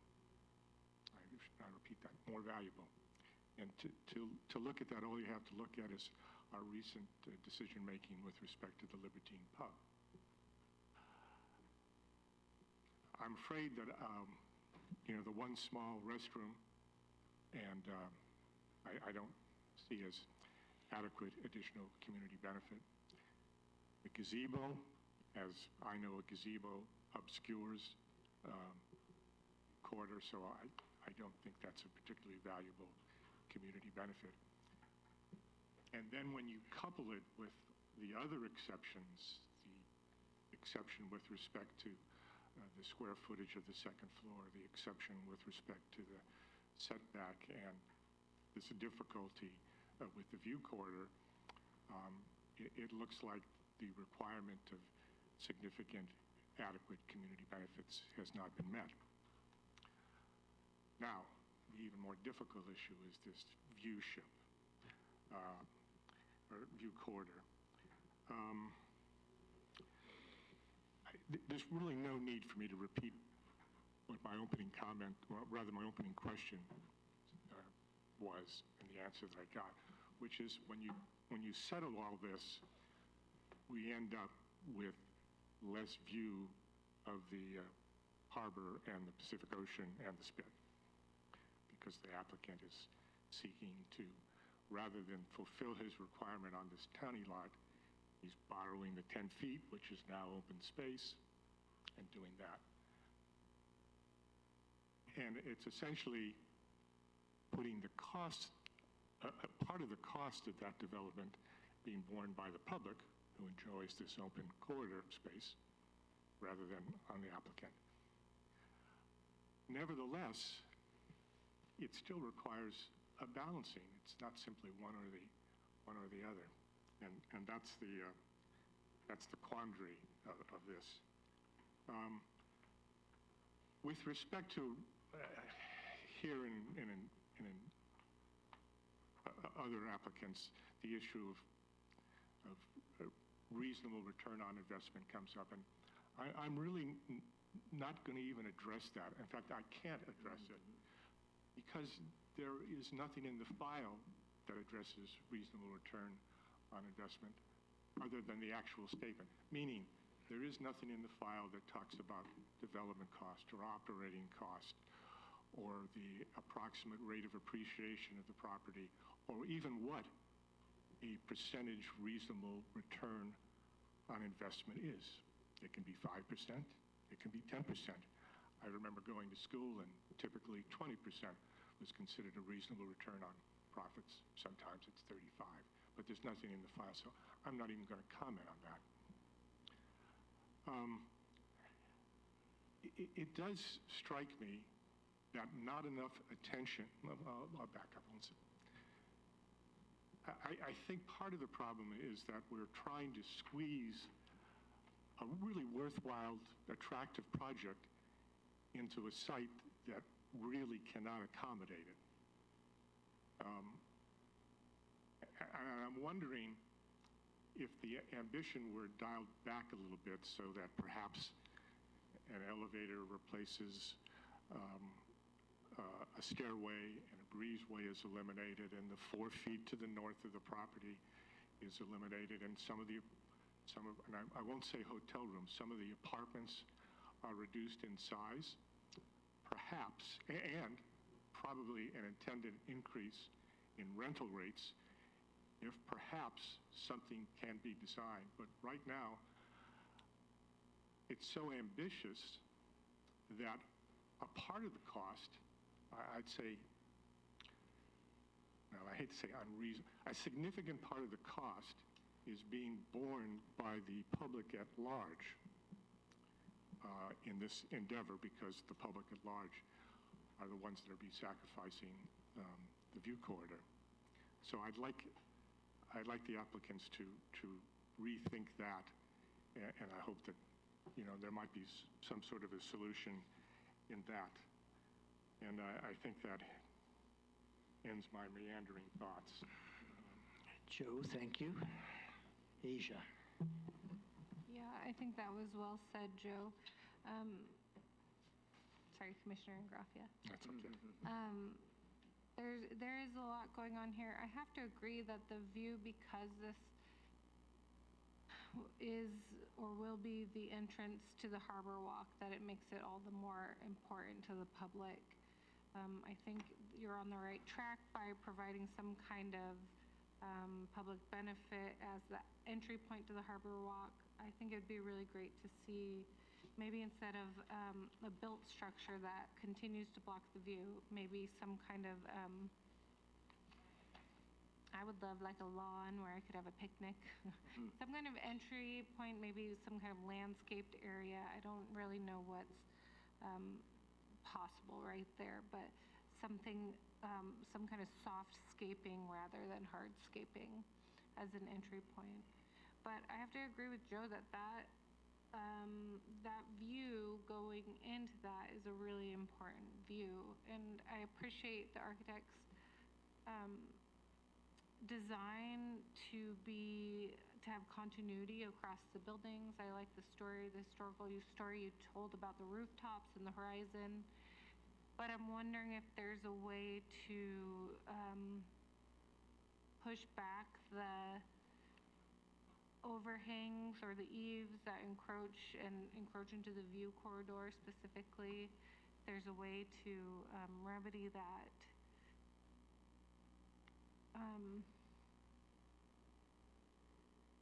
The top floor specifically with the heights, some way to be able to address that so that it preserves that view is really the thing that I'm focusing on. As far as other public benefits, of course, I really appreciate, I know that ADA access is not necessarily a public benefit, but I appreciate that that will become ADA accessible. I like the idea of the showers being an additional public benefit. And I like the idea of an extended harbor walk as well. But yeah, at this point, I have to agree with Joe and see what kind, Commissioner Ingraffia, and see what kind of other solutions we can create for the view corridor. Asia, thank you. Joe? I'm sorry, I left out one thought, and maybe this will be encouragement to the applicants. You know, that street end is, you know, very large. And while I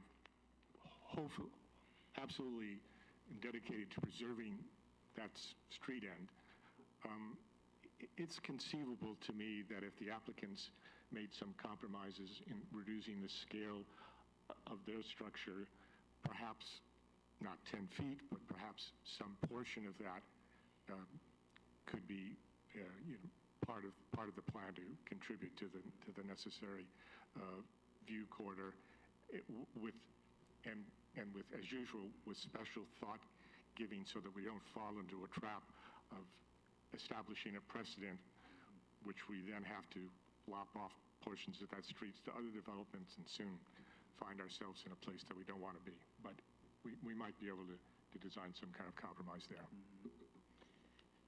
Commissioners, thank you. Let me give this a try.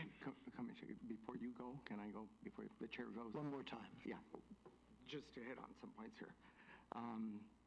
The fact that this is a conceptual review allows us to give the applicant input on what I think all of us are agreeing on right now. I mean, we're all agreeing to the same thing, so they've heard it regarding the lease site, the view corridor, the harbor walk, and the gazebo should be eliminated as part of the Bucor most likely and create something better than that.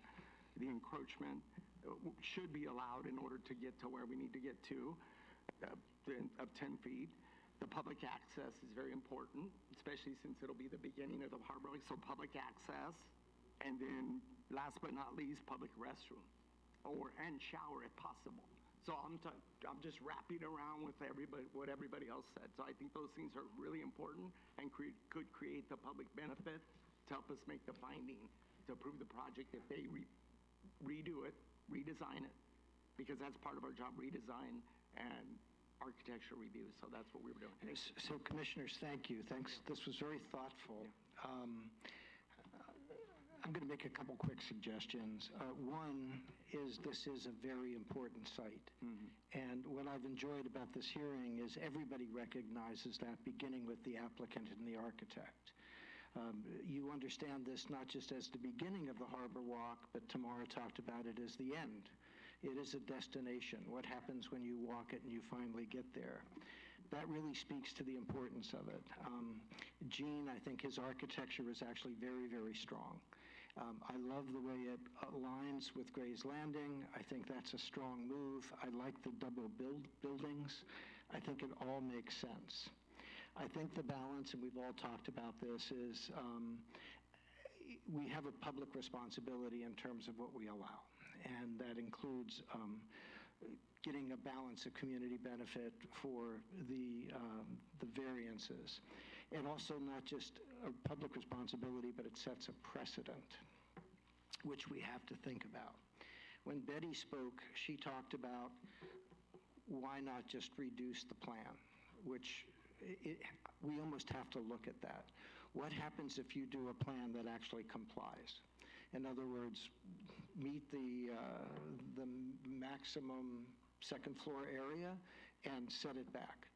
I would like to see that, and I'd also like to see that in a plan that shows the existing the original Gray's Landing, so that we can kind of see it as a whole. That, to me, is an option, because not only do you hear us equivocating up here, but this is a project that I would like to see happen. And I take that away from the commissioners too. I think we'd all like to see it happen, and I think we can get there. The two pieces that I think are missing is we need to see how it fits with Gray's Landing, what it looks like when you start from the minimum, not that we have to stay with that. And you don't have to redraw it, Gene, just give us like a line that takes it away, right? And we know you'll be able to figure it out. You know, you'll be able to do something good. But I'm also empathetic that you want a project for your bosses over there that works, that pays for itself. And even though we can't evaluate it that way, we don't want to force you into a bad project. So the next step, if we go this next step, would allow us to look at what it would look like if you did the minimum. And then I think the other thing that the city hasn't done, which is to really address the city's responsibility to what is the beginning of the Harbor Walk. What might that be? Everybody's talked about it. Is it a gazebo? Maybe it is, maybe it isn't. But also my other concern is the plaza, which is part of the general plan and not your responsibility, but because you're there, I would really love to get the city's response about how we might look at that and what kind of contribution you might be able to do to make that work. So what I'm asking for, commissioners, is a meeting that we would do with two of the commissioners and the staff to look at these pieces, and we can give you more specific advice, I think, that might get us there. The architecture is, I think, strong. I think the ambition is strong. I think the question is what you're asking us to allow. That's the question. And I think we can find a way to get there. So if you're willing to do that next step, and commissioners, if you like that idea or want to tweak it, that would be my proposal. Eric. I would just like to address something we didn't address, and that's just the replacement of the float and the the width of the extension to the south of the water lease? And is the float going to, Mr. Dowdy, this is for you, is the float actually going to increase in size, or is it just open water, the lease site, the extension? The existing float will be increased a little bit, maybe 20%. Okay, to the south. No, just to the west. Okay. To increase the kayak a little building down through there. The extension of the lease site to the south itself is there, and historically there's been a boat tied up through there. So we're just trying to generate one more revenue of income to help support this thing here. Okay. And then if I can make a few more quick comments. In the original RFP, we had 6 units that projected way out into the street there. We brought that back in and we presented it back in October with the reduced area there down to 3 units. We've reduced it down one more time, and originally we had 4-foot eaves all the way around. We brought it back down to 2.5 feet. So, Gene, if you guys agree, if we can go one more round, which I think is reasonable for such an important site, Sure. I would love to see those proposals as well. Yeah, and I think the in lieu fee is a great idea. Thank you, and thanks for that. I mean, I think we can get there, but I think it's going to take one more step. Okay. So, Commissioners, Scott, do you have a weigh-in on that? Are you comfortable with that approach? With the approach where you just provided direction, I think Gene heard you, so Gene would provide additional plans, and the city would provide additional direction relative to the beginning, termination, and plaza. Yeah, I mean, the Harbor Walk thing, I mean, I'll speak to that just right now. I mean, that is not the beginning of the Harbor Walk. There's a Harbor Walk that's south of here, that exists at the, what's the lease site? Estero Inn. Estero Inn, thank you. So there is an island of Harbor Walk there, and we did redevelopment potentially of the cottages at the end or Associated Pacific. We would get additional Harbor Walk that would extend all the way down. Got it. All right. So this is not. So then it's just the plaza issue. Yeah, and one of the other things I wanted to bring up, just to add context so everybody understands what it means, if you go single story, the building can be 30 feet wide. So that's that. And maybe we'll talk about this in the next item, but there's that sort of list that Cindy showed you in her presentation about like if it's this wide and this tall, and this is how much your view corridor is. Right. There's no view corridor requirement if you're a single story, basically. Got it. Okay. So you're comfortable with that? Gene, are you willing to go another round? Sure. Will this come back to another conceptual review with the board, or just? No, I think what we should do is meet first, with staff, and 2 of us will volunteer.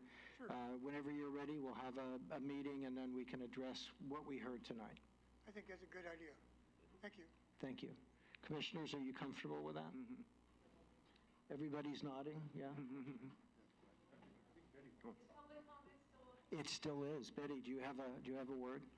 I do have a word, and it's just me wanting to be on the record as being, as saying that I don't think this project, as far away from the Plaza Inn is, I don't think they should be responsible for participating in that. I don't think anybody should that's down that end. And so that's one thing. And the second thing is, when the Marina Square joined its lots, they made that up. So we haven't done anything for 40 years that joined lots, so I don't know why you can't make that up and put these 2 lots together. That's all. Because I think then you can move the building north and you don't have to get rid of whatever. I'll be quiet. I got your point. Thanks, Betty. Public hearing is now closed. And I think we've got a resolve, and thank you guys very, very much for the effort. Sorry. Go ahead. We would ask to identify the 2 that we'll be reaching out to. I'm willing to do it. Do we have a volunteer? Eric? I'm open, you choose. Asia? You want to do it? Sure. Thank you. Thank you very much. So who was it? Asia and me. Okay. I get to do it. Thanks. Yeah, that makes sense. We're going to take a 5-minute break and then come back for our final item.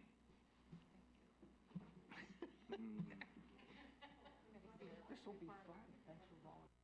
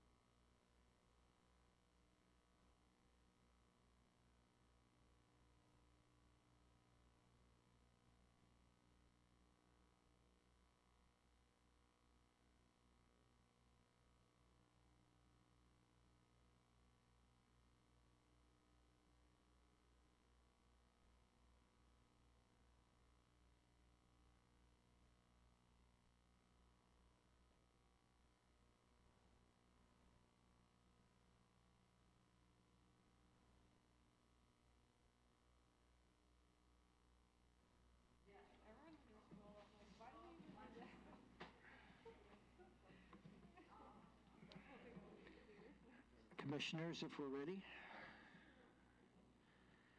Scott, we're on to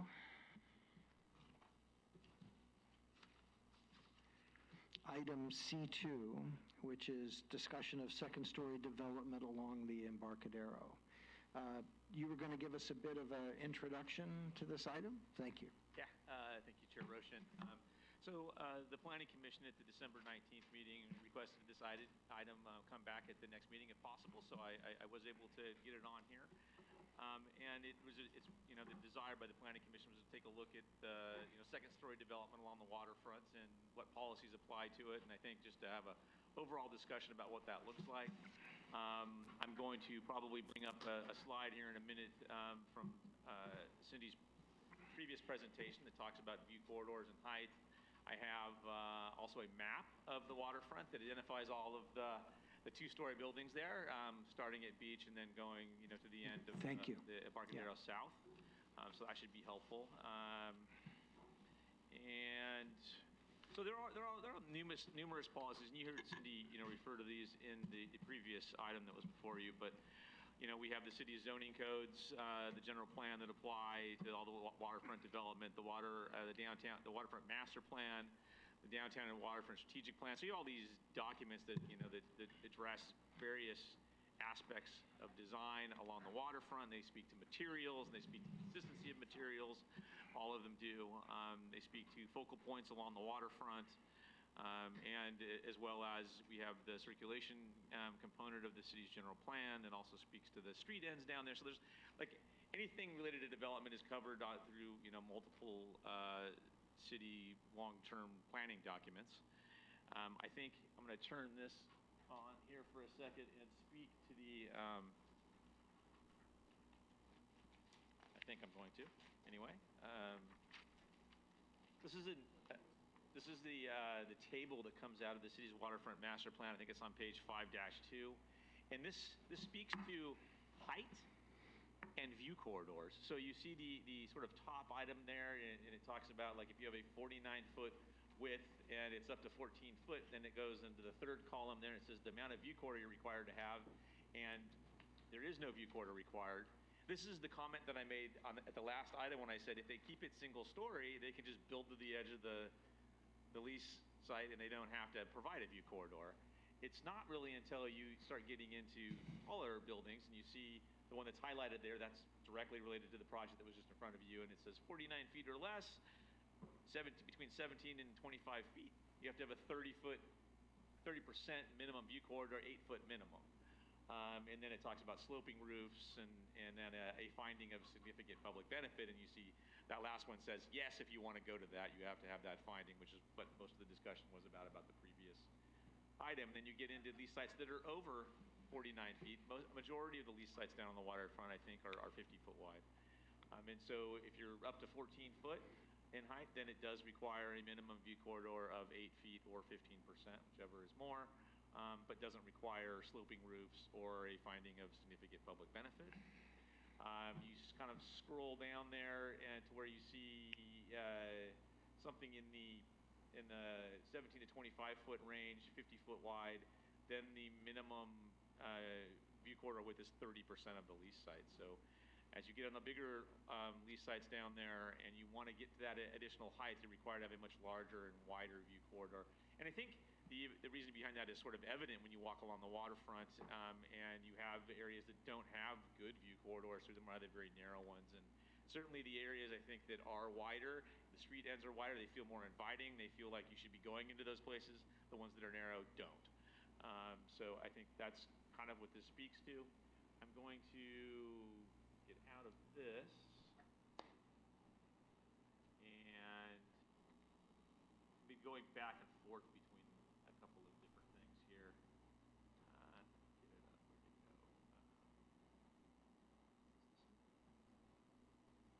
So here we go.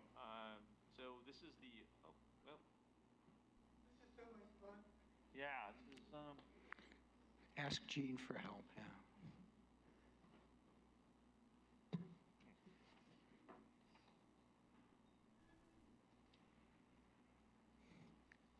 oh, here comes Superman. All right, we have a winner. Superman, we have a winner. saw you coming. Saw you coming. All right, so what we have here is a map on the waterfront. It really starts at, while this area of the waterfront starts at beach, they don't start getting to 2 stories until you get to harbor. So all the ones in orange, as we kind of scroll down along here, are going to be 2 stories. And so I'm going to scroll down here with them. You can see, you know, in here, this is right across from the parking lot that's down on the waterfront there. So that's Libertine and Roses, right? Yeah, this is Roses. This is Libertine, Harbor Walk Plaza, Shrees Hanson's project.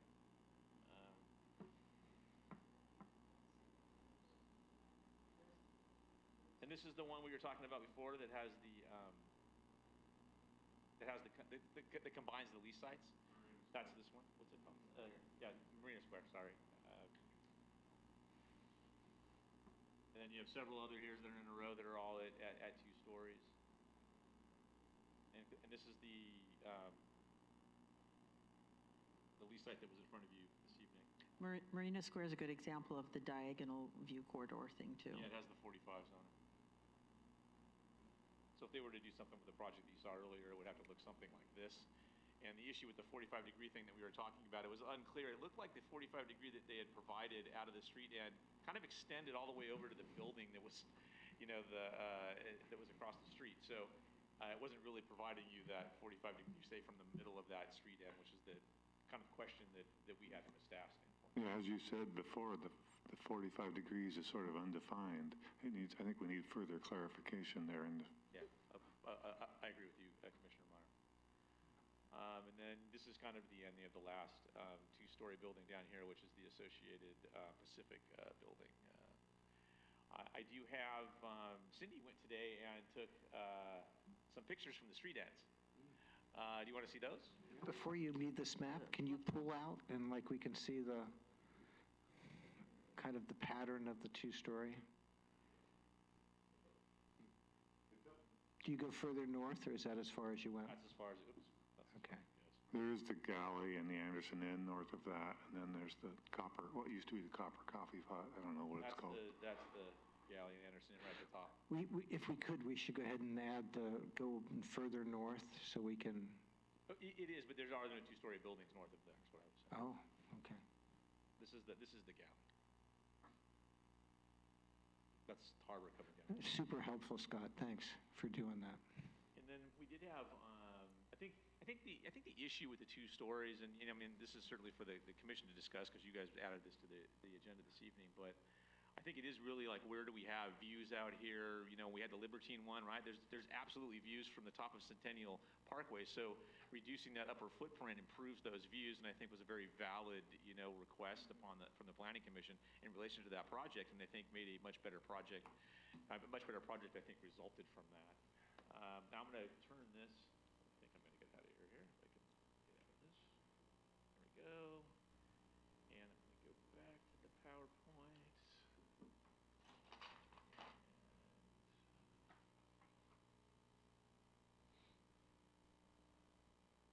Nope, here they are. So Cindy did, on her lunch today, went out and took some pictures for you guys out at the street ends, you know, on top of the bluff. So this is from Anchor Street, you know, looking out to the water there. You can see, so the project is, you saw.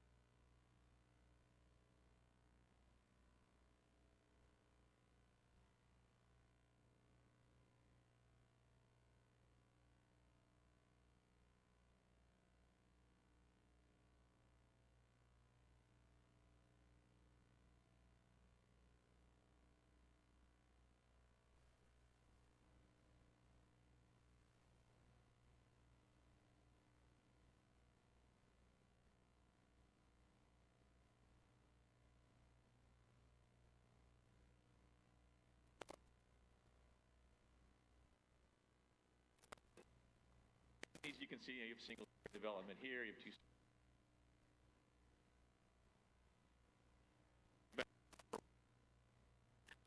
Could you explain a little bit about what is the actual process? Because this isn't by right that somebody can add a two-story. It has to be an administrative approval, a planning commission approval. What does it actually take to do that? It's a good question, Chair Roshan. So all projects along the waterfront come before the Planning Commission and City Council. And because it's in the original jurisdiction of the Coastal Commission, you're also required to go off and get a coastal development permit from the Coastal Commission. We issue a conditional use permit for our permits. So all the permits you see that come before you on the waterfront are CUPs, and the CDPs they get directly from the Coastal Commission. Once they've gone through our process, that goes, and then they go to the Coastal Commission to get that. Previously in our old zoning code, we had the thing where it looped back around and it would go Planning Commission, City Council, they'd go to the Coastal Commission, and then it would go back to the Planning Commission for the precise plan. We eliminated that last round. Thought process there was, if Coastal makes changes that are significant, we're coming back regardless to get concurrence from Planning Commission and City Council. So there's But no need if they're not substantial. Yeah, there's no need otherwise. And many times, like more recently, we haven't had real issues with Coastal Commission. They've been on board. We show them the projects ahead of time. We get their input. And so it's rare now that they're making changes to projects when they get in front of them. That was not the case in the past. We didn't really have a great, I would say, working relationship with the Coastal Commission. And so they were always making changes to projects, say 10 years ago, plus. And so they were regularly coming back with changes and had to go back through the loop. So I understand why it was the way that it was originally, but sort of unnecessary now. Mr. Chair? But let me understand in other words, how do you make those decisions that yes, a two-story is okay? So it really, the code itself says, if you're going, and that was the table that I showed you, it said if you're going to go the 25 feet, it says here's your view corridor, and if you want exceptions, not only do you need to get the extra public benefit to get the 2 stories, but if you wanted to get exceptions, you also have to do that. And that's also through the PD overlay that we had originally, and now would just be through the modifications section of the new zoning code. So different terminology, same process. So is it ministerial approval? What would you call it? No, it's Planning Commission. It would be Planning Commission based on what the project is offering? All projects on the waterfront have to go through the public hearing process, which is Planning Commission and City Council. And my other question is, second floor, we have examples of second floor restaurants. We have examples of second floor retail. But the only thing that really probably works here is second floor hotel. Yeah, I would say the best example that I'm aware of, and Cindy can add to this as well, would be Rose's Landing. Rose's Landing, from the time I got here about 9.5 years ago until they redeveloped their site, went through like 6 or 7 restaurants upstairs. And a couple of them were very good restaurants, and people knew they were very good restaurants. It's just people didn't know it was there, and they didn't do well. Well, and I would offer that that's kind of a formula that's across the board, right? Second floor retail is not a good thing, typically anywhere. Yep. Second floor restaurants are questionable. The thing that works is, the accommodations, right? Yeah, I think all of the leaseholders we have along the waterfront, the ones that are redeveloping now, recognize that having rooms upstairs is the successful solution to having something on the waterfront. The city realizes it as well in the form that we're supposed to generate revenue to support the harbor functions through the lease sites. Basically, the waterfront, operates, and funds itself.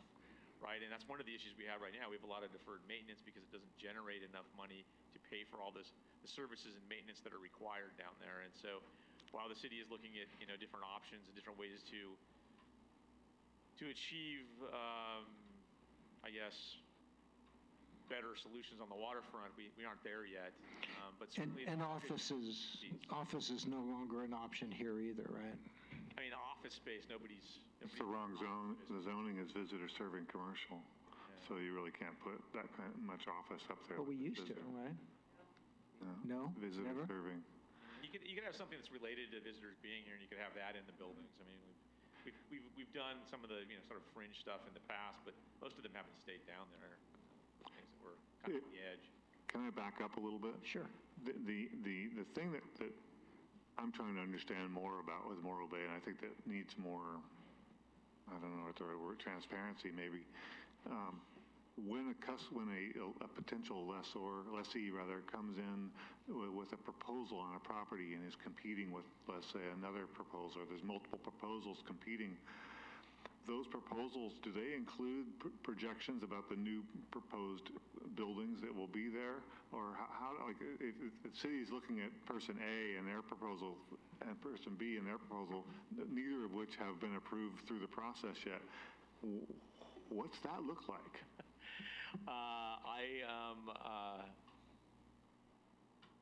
I agree with you, Commissioner Meyer.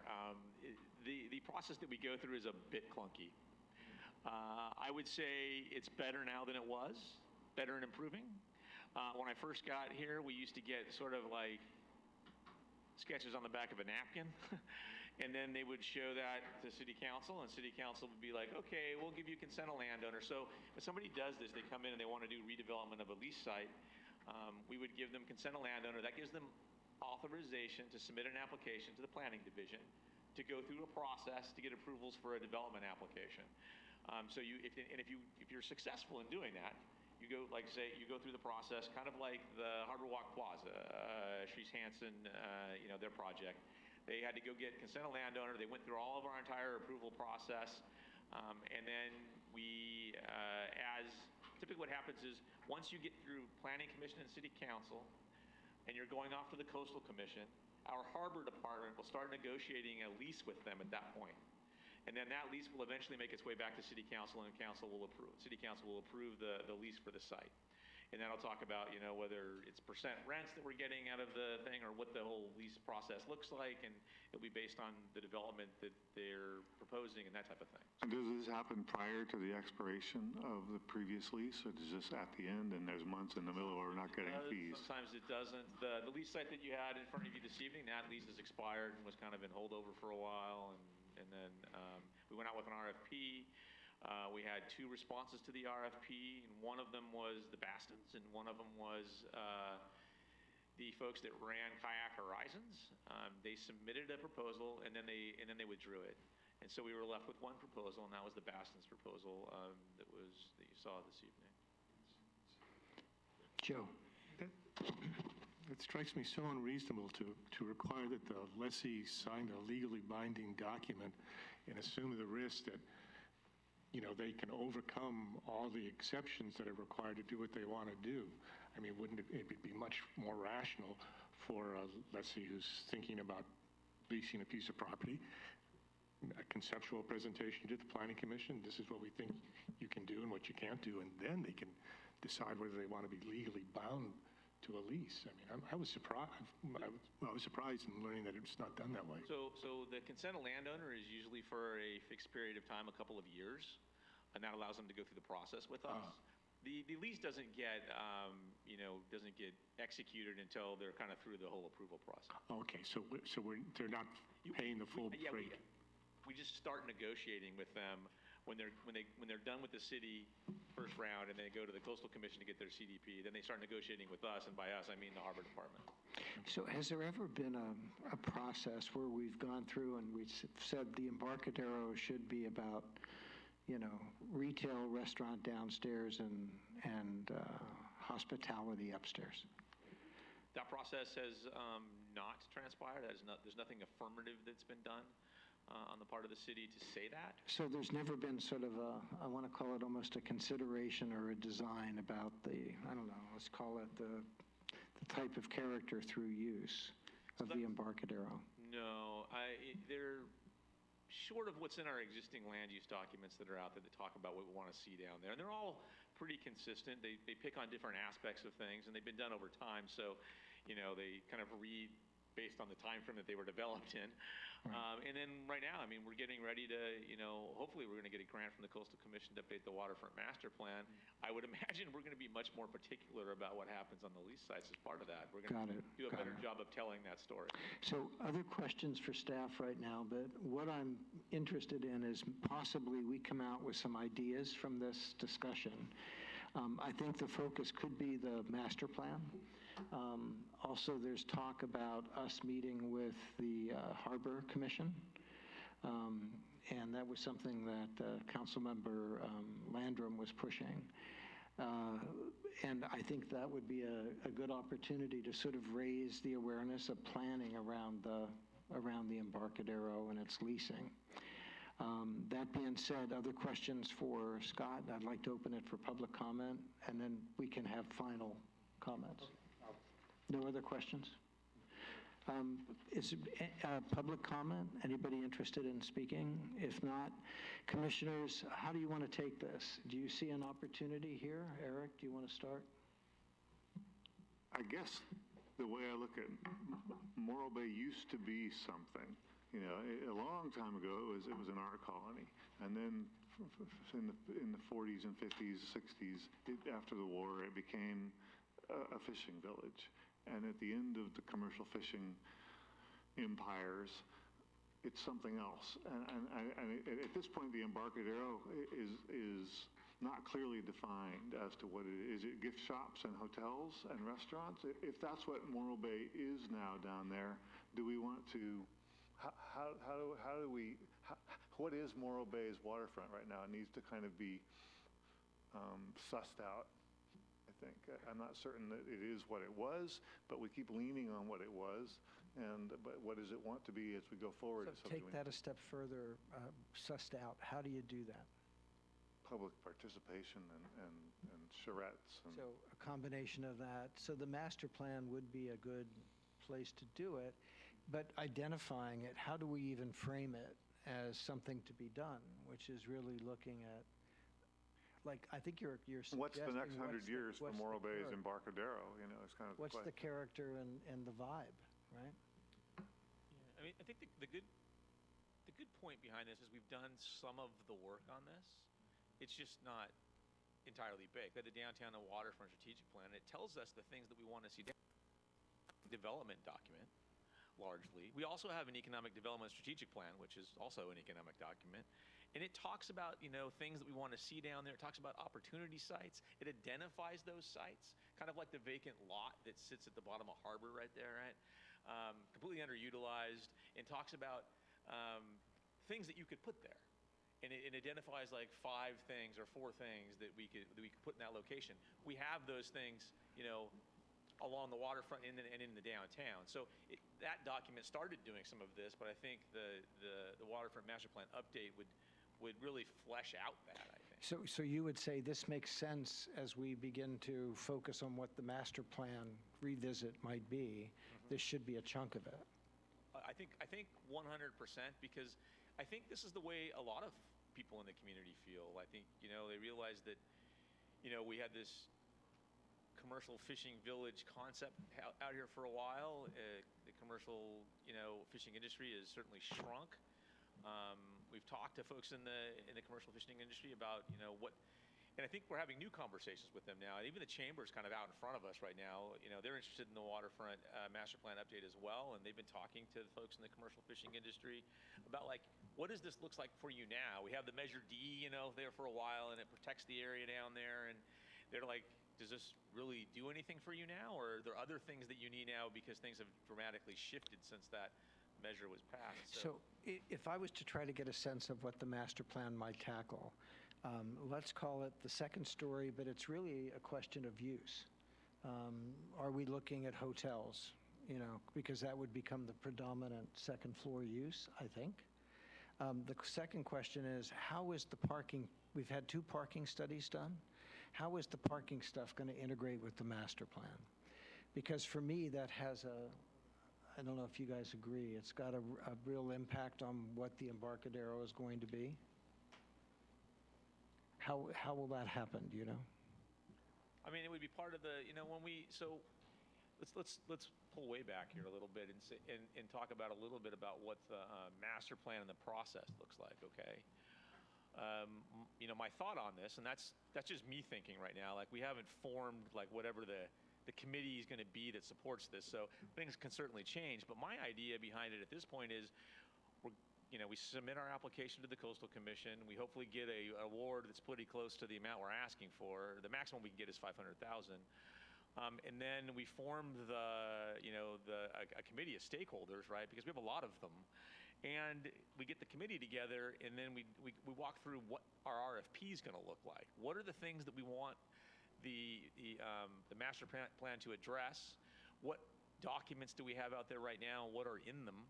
So we don't recreate the wheel. We use what we have, what we like. We realize some of that stuff maybe isn't so good, and we eliminate it, or we have the master plan better address it. But I think that's where we start with, is we get whatever that core committee ends up being, and of stakeholders, and help us form the RFP and what's going to be in it, because that'll sort of frame, the area that the things that the master plan speaks to. Other thoughts, Joe? Yeah, I'm willing to bet that the majority of the residents of Morro Bay are less concerned with the kinds of uses on the Embarcadero and more with the appearance of the Embarcadero. And I don't know for certain, but I'm willing to speculate that the 17-foot maximum and the 25-foot maximum are numerous decades old at a time when there was much less in the way of second-story development, and maybe even less development on the Embarcadero. And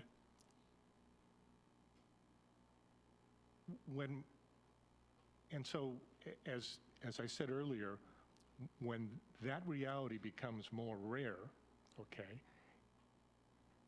the view and the hindrance of that view should become more expensive. And I don't think we've come to terms with that. I think we're going to see too much of, well, my neighbor 2 doors down got to build to 25 feet, or even to 17 feet.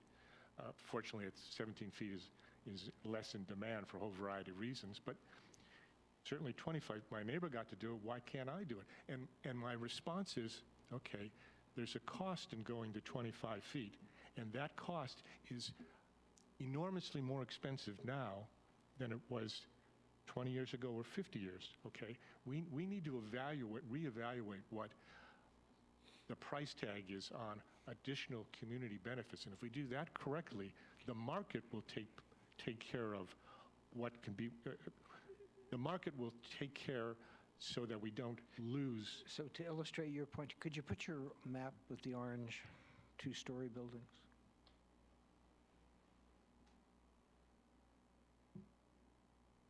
Yeah, see, I'd like to know, what did that look like 20 years ago? Were there half as many rooms? When I was a little kid, the Embarcadero was fishermen. There was a couple of fish and chips places. There'd be a little shack, a little shed roof shack off the side of and then a lot of rocks and kids fishing for perch. And then, a little launch going down to 4 or 5 boats on a little floating dock. And then another little one, 100 feet up, and then on the Embarcadero itself is boat yards. There's 4 boat yards, where you could haul out, and there's really nowhere to haul out anymore, I don't think. And is there one left? One, yeah. I mean, if there was some way to do an economic calculation, and you'd say, okay, here's a 60-foot wide lot that has a 1-story building on it. Okay, so that view space from 10 feet to 25, 15 feet of view space across a 60-foot lot, is that worth $100,000?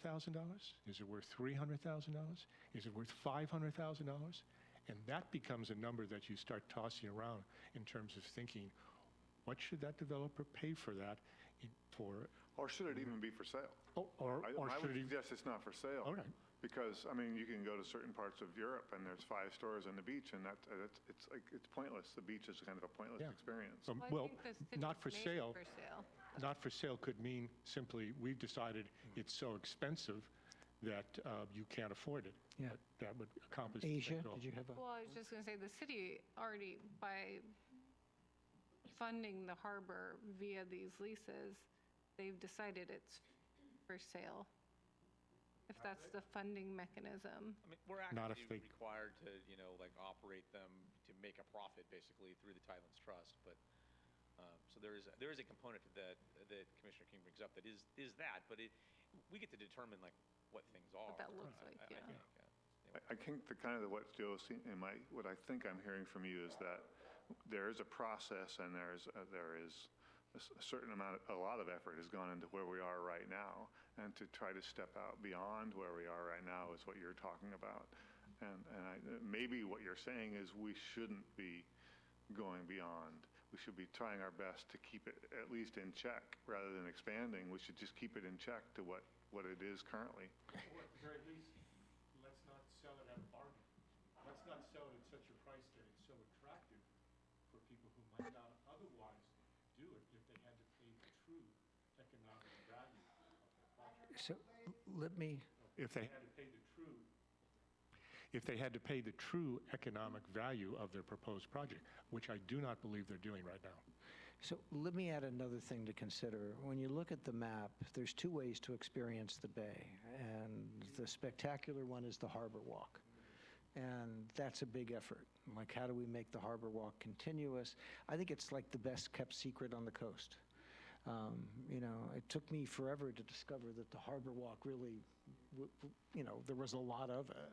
And I enjoyed the discovery, but so I think there's ways we can enhance the Harbor Walk. But the second thing is what it's like just going down Embarcadero. And that's both in a car and walking. And when you're, say, in Monterey, sometimes you don't even know you're on the bay because it's so overbuilt, right? And the buildings are so consistent. A sense of the water is hard to get. Here, there's two ways to do. One is to keep it, I think, one-story buildings, but the other is the way that the gaps in between the buildings open up to the water. And there's probably a rhythm there, right, Eric? I mean, I'm looking at that. I don't see it exactly, but it's still a kind of a thing where, from a planning perspective, not only do I think that it changes the vibe, all the two-story, but I think even bigger is you don't want to lose that awareness of the bay. The way I would phrase that is that we have a lot of good soldiers down there on the waterfront architecturally. We have no heroes, but we have some big good soldiers that probably should be heroes, but they weren't done well enough to be a hero. I mean, in the old days, Jim Mall built this. Yeah, don't we have a couple of heroes? And that was though? kind of a hero, but it's not what it used to be. Let's put it that way. Yeah, but the garden center and then the garden gallery is definitely a hero. Yeah. We could use a little bit. If we're going to go big, it better be damn good. Is all I'm trying to say. So let's talk about that for a moment. Is there a way that we start to really talk about the quality of the architecture? Right now, we've sort of worked with projects to keep it actually the opposite of going, attempting to be a hero that it's not, which, I think in our minds is worse than, it's worse to get a painted pig than it is than a simple piece of architecture. Do we want to even consider that idea of raising the bar? It's such a subjective decision. Totally. It takes a level of expertise on commissions like this that within a community this size, is not a very big community, and so it comes down to the people.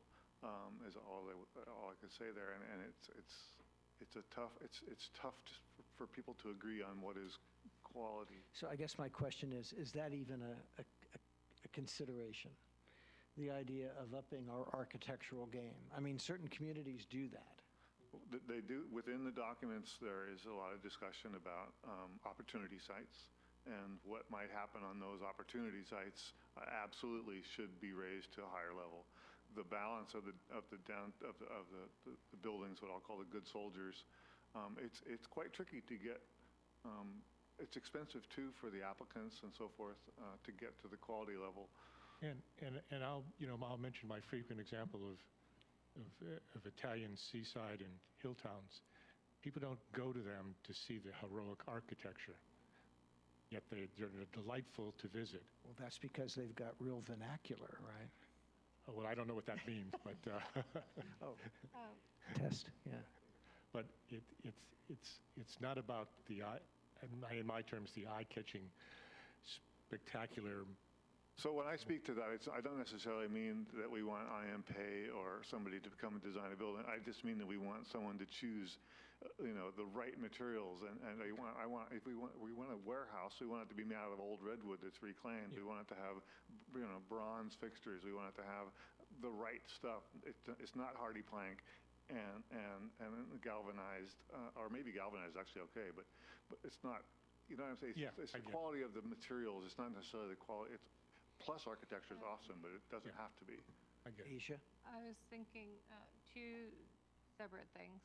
One is, since I've been on the commission, the sites for redevelopment that we've seen come in are local existing business owners, which I really appreciate. We see a lot of other hotels or sites in town being developed by people that aren't necessarily living in the community, and so I appreciate that whatever we've done in this process has allowed, instead of for corporate development, has allowed for local business sustainability. And so wherever direction we go, I like that. That's part of what I think is the champion of Morro Bay. The other thing was, thinking about design and look at architecture. There's so many small tourist towns. I'm thinking about Nevada City, some of my favorites, port towns in Washington, some of the seaside towns on the coast of Oregon. These are towns that have design-like districts, or they have a historic district that determines what things look like within a specific area. And I don't know if that's what we're talking about here, but it seems like there's ways that we could learn from some of these other places, how they have maintained or encouraged the look and feel. They're more strict, like Carmel, for instance, much more strict guidelines, and ours are very specific. Are looser. But I would be curious to look at some of their successes, I guess. Well, and if I could just offer, in a way, I think our strength is not being strict. That's why this is a little. I mean, it's a little. It's a hard solve, and yet I love let's call it the easy quality, the intimacy of Morro Bay. Like, I don't feel that in Carmel. I mean, it's and probably not where I want to go. Yeah, or can afford. There's a word a friend of mine and I use, and that word is skitchy-wumpusness. There's a certain skitchy-wumpusness to some of the historic old Morro Bay that it's endearing. So, commissioners, it's 8:30. Can we go around and each kind of do a summation about where we want to wrap this up?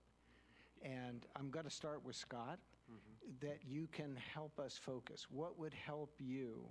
I'm gonna ask a couple of questions here, because I really actually liked what Commissioner Graffi was talking about early on, because I think it brings to the forefront some things that, you'll like this, have unintended consequences. You're talking about the economic formula? No, I'm talking about the idea, that we should be paying for the second story. Like, there should be more public benefit. I don't disagree with that. I'm just underneath the current policies that we have, and you heard me mention this previously, is if you have a single-story building, you can build to the edge of the lease site under the current policies. I understand why it's that way, because you're not having the height now, so you're going to get some, because the lease sites aren't big, so you get to extend to the side. But I would argue that that's probably one of the bigger impacts that we have on the waterfront. Like, when I walk down there, the things I like are the openings between the developments and the buildings. And I also like, if you're at Centennial Stair, I like to be able to look down and see the street end and out to the water. I think those are fantastic views. I'm less attached to the ones that are mid-block, and, you know, I mean, the only thing this two-story building is going to block is a view potentially of a portion of the bay from a house. You know, the private view, you know, protection thing isn't really my thing, and I didn't hear any of you speaking to that. Although I think Chair Roshan did bring up the feel walking down the Embarcadero and what that's like, and to see the views in between it. So I just wanted to provide some context there about, again, unintended consequences. If we said, oh, we're not going to have two-story buildings, the policies that we have right now might create things that you don't want. Yeah, I hear you. Yeah, and then I would say that the last thing I'll say about it is all of the outreach that we've done since I've been here, and we've done a lot, because almost from the moment I got here, we started doing the Economic Development Strategic Plan, the Downtown and Waterfront Strategic Plan, the Zoning Code Update, all of those documents, the General Plan Update. And all of the community input was, we asked them, what do you think these areas look like downtown, the waterfront? And everybody came out and was like, it's funky, it's weird, it's eclectic. Right. And they liked it. So, you know, when you think about what you want and what it feels like down there, you know, those are the comments back, you know, when we received them that we got. That people like that kind of eclectic nature, and probably aren't super interested in the city going down the road of Avila Beach, as an example, where they sort of, once they rebuilt the town, they kind of rebuilt it all the same. Yeah, and our guidelines support that right now. Correct. They do. So I'm going to suggest that we go around the table, we make an offering, and again, I want to start with Scott to see what he thinks we can do. I'm thinking we come up with a kind of a document that's maybe tries to hit the key points that we might want to continue to explore and develop. I'm also going to suggest, 2 years ago, I did a walk with you and Cindy, and it was really, really great to walk. We walked the whole Embarcadero, and we just talked about it, what we saw, what worked, what didn't work. And I think we could do that with the commission. Do a walk where you guys, you know. If we do it with the whole commission, it has to be noticed. And that we can do that. Yeah, and then we can do that. So that's the only point that I wanted to make, is that if we do it with the whole commission, then it's an open public meeting and anybody can do it. And can I suggest something at this point? Mike. Because it was recommended that we meet with the Harbor Commission anyway. Why don't we just do it all together? Notice it, Planning Commission, Harbor, we're going to walk it first, come back here and have a meeting, or something like that, right? Let's kill two birds with one stone. Well, because we're going to want their input on what they see. Remember, they're different. The Harbor, I guess I would suggest, I think we need to get our ducks in a row here from the Planning Commission and kind of get a feel for what we're even like stressing or pushing. And I'm just thinking, if we take this document, walk it together, step 3 would be the meeting with the Harbor Commission. I'm thinking. Yeah, and the one question I did have for Scott, and then I'm done, you know, then you can go to the other commissioners, is the waterfront master plan. You know, when is it anticipated that we'll start that process again? You know, and you know, go out for funding and blah, blah, blah. You know, when do we start that? that? We're in the process of putting the application together. As soon as we're done with it, we're gonna send our draft into the Coastal Commission to review it with their staff, because they suggested we do that. Yeah. I would imagine that'll probably take a week or two to kind of. So if we were to press for deadlines, you think the application is 2 weeks out? I think we're probably a week out. Okay. And then how long does it take roughly to? And then our conversation will probably take about 2 weeks with them. At which point we would turn back around and submit it, and their response to us on the grant is due within 30 days. Wow. Okay. Yeah.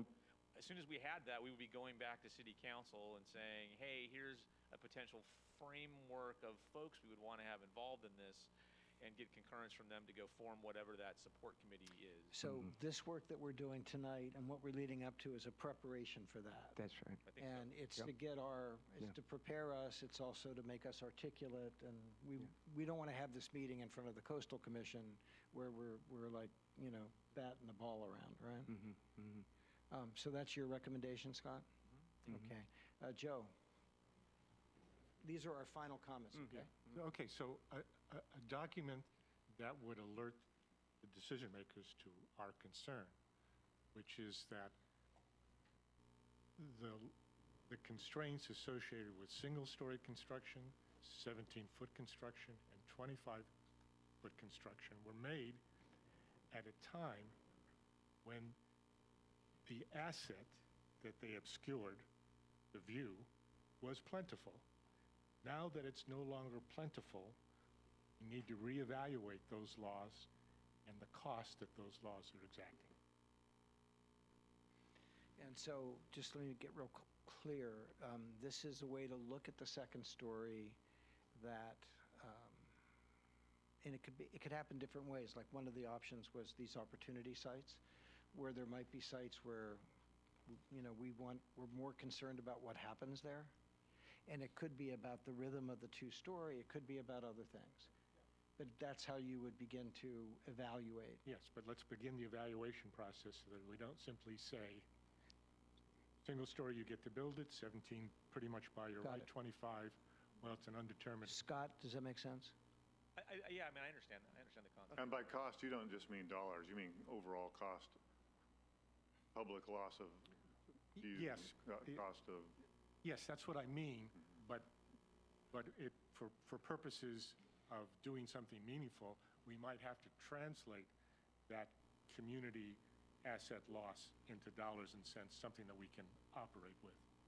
Yeah. So okay, I'll make my comments later. Got it. Asia, final thoughts.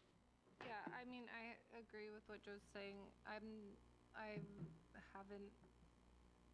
would like more time to think about this, to add substantial comment, to be honest. It'd be great to do like a policy review of what do we have now? What are, like Scott was saying, potential consequences of changing that, and what are some options moving forward? So we can continue to add to this, so this is final thoughts for tonight. Totally. But I do think reaching out, Scott, like, thanks for doing this map. I think the other thing that would maybe help is to look at, I don't know, the plaza idea that we're talking about. Like let me add this real quick. One of the things that the parking studies say is the land is way too valuable on the Embarcadero side to let it happen with just parking. And how do we begin to study and look at that and see what that means? The obvious thing is public space, which is what we're trying to do at Libertine, is what Libertine has offered. But I'm thinking this map, again, the idea of a rhythm along the Embarcadero, maybe you add the plazas and maybe there's a pink line that somehow looks like, where the continuation of the Harbor Walk is, something like that. Other things, Asia, that would you're saying preparation work, right? Yeah, like Scott brought up past community engagements, like what do we have in place that have gotten us here? So you're thinking? Like a policy assessment, essentially, like where are the gaps, what needs to be addressed concretely? Like how can we address these? So a policy sheet that sort of shows steps? Well, no. I think I just my need a little take bit more is, education. So what often happens when you go through, all of our work on land use documents, there are background technical reports that looked at what the city had in place. I think that's probably what Commissioner King's talking about. Is to evaluate what are the things that we have, what are the policies that we have that apply down here, so you can see them in one place, because they're not in one place right now. They're, as in the staff report that I provided you, they're in multiple locations. So is that what you were thinking, or something? Yeah, exactly. And if we're looking at basically what are the mechanisms that have gotten us here, and if we're looking at doing something different, what are the mechanisms we can use to do something different? I'm interested in what are the policy levers we can use here. Maybe it's okay. I like the approach. I'm not sure. So, as it stands right now, we have zero capacity to do that. Totally. But I don't mean that you should do it. Commissioner King, this is exactly the opening document that the consultant will put together, because you can't go anywhere if you don't know where you've been. So rather than doing a lot of work, because what we just asked is kind of just having somebody in staff overlay stuff for the map, it's not a lot of work. Is there a way that we can just sort of get lists of policy documents that begin to suggest trends? Or, I'm thinking about something super simple. To do it, you have to go, the lift is reading through all the documents. They're hundreds of pages long. Yeah. And that's why I say, like, at the time right now, we are, to do it well, you have to go through and look at all of it. And Good idea, but we're in the process. That's how I do things, you guys. Come on. No, I'm happy to do some of the lift. You could read, yeah. Saying that. 2,000 pages. Yeah, not I mean, 2,000. this is what I do all day, every day. The waterfront I'm okay master with plan it, but- does talk extensively about these things. I'm just, I guess what the ask is maybe you could help me identify where to look so that I could begin to look into that more.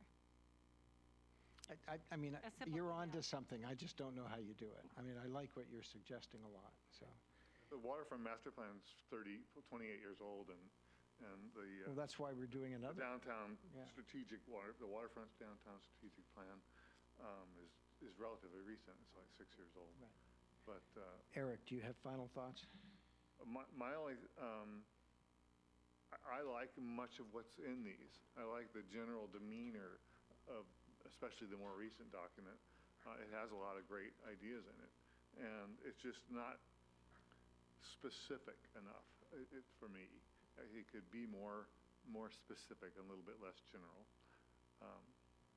I do think that the connection between the downtown and the Embarcadero, that intersection, whatever happens there, is more important than any of us can realize, because the deadest part of town is that T intersection, except for Dorrance. The rest of it's motels also are okay, but there's just a lot of empty lots and a lot of bad retail. Right, not bad, just not as high of use as it could be. That connection for me is probably the most important connection in town. Say it in one sentence. Connecting the downtown to the Embarcadero All right.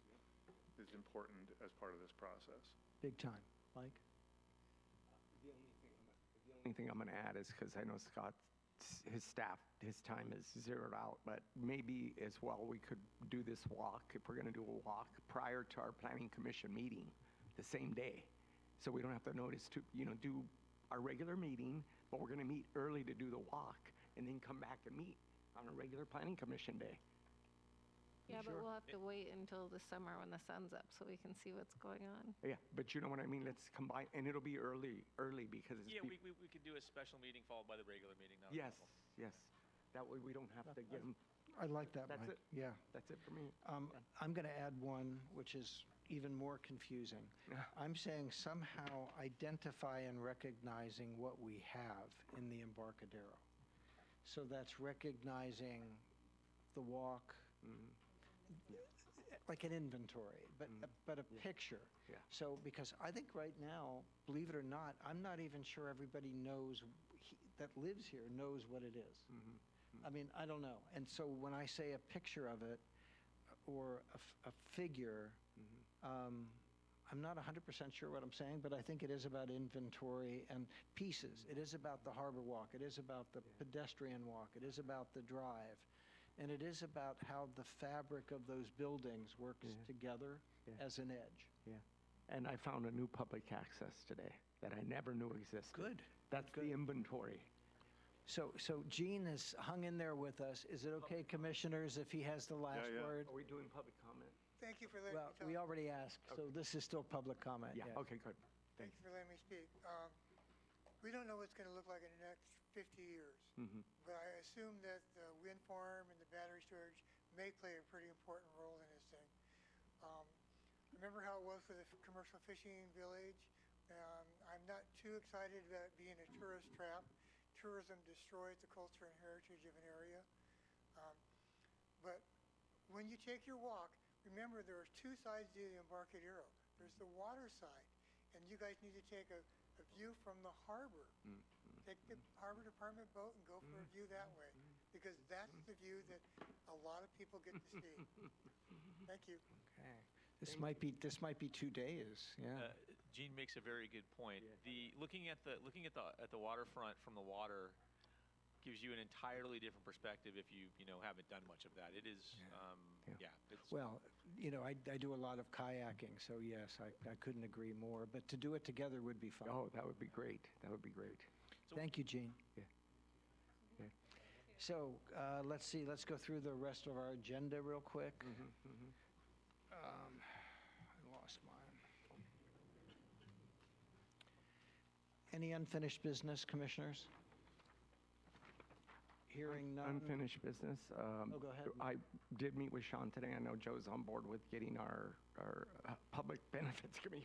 Every day, every meeting, we're having another, public benefits round, and we ought to get this on the agenda ASAP. Let's find a way to complete that. Okay, yeah, Sean Talk to me afterwards, and we'll attend I this. wanted to try, but we're drowning right now. Okay, whenever you're able to. Yeah, we should be better. We're in the process of hiring another person. so Okay, we- good. I just thought I'd bring it up for the record. We're continuing to try. Planning Commission, I have a comment Please. / announcement. Yeah. I was thinking, talking to Joe, maybe we should restart the book club if anyone's interested. I know that Mike had a book that I really wanted to read, Oh, yeah. but so maybe we'll. The Good Ancestor. or The Good something. Ancestor. Great, yeah. great. I'm onto it, yeah. Okay. So we're going to be ancestors. So we need And to. Asia, that's going to be at your initiation, right? Yes. Yeah. Okay, thank you. Thank you for doing I'll that. coalesce. Thank you. Folks. Other commissioner comments, future agenda items? Hearing none. Community Development Director, do you have comments? I don't have anything else to add. Thank you for. And thank you for the help on this and kind of getting us there.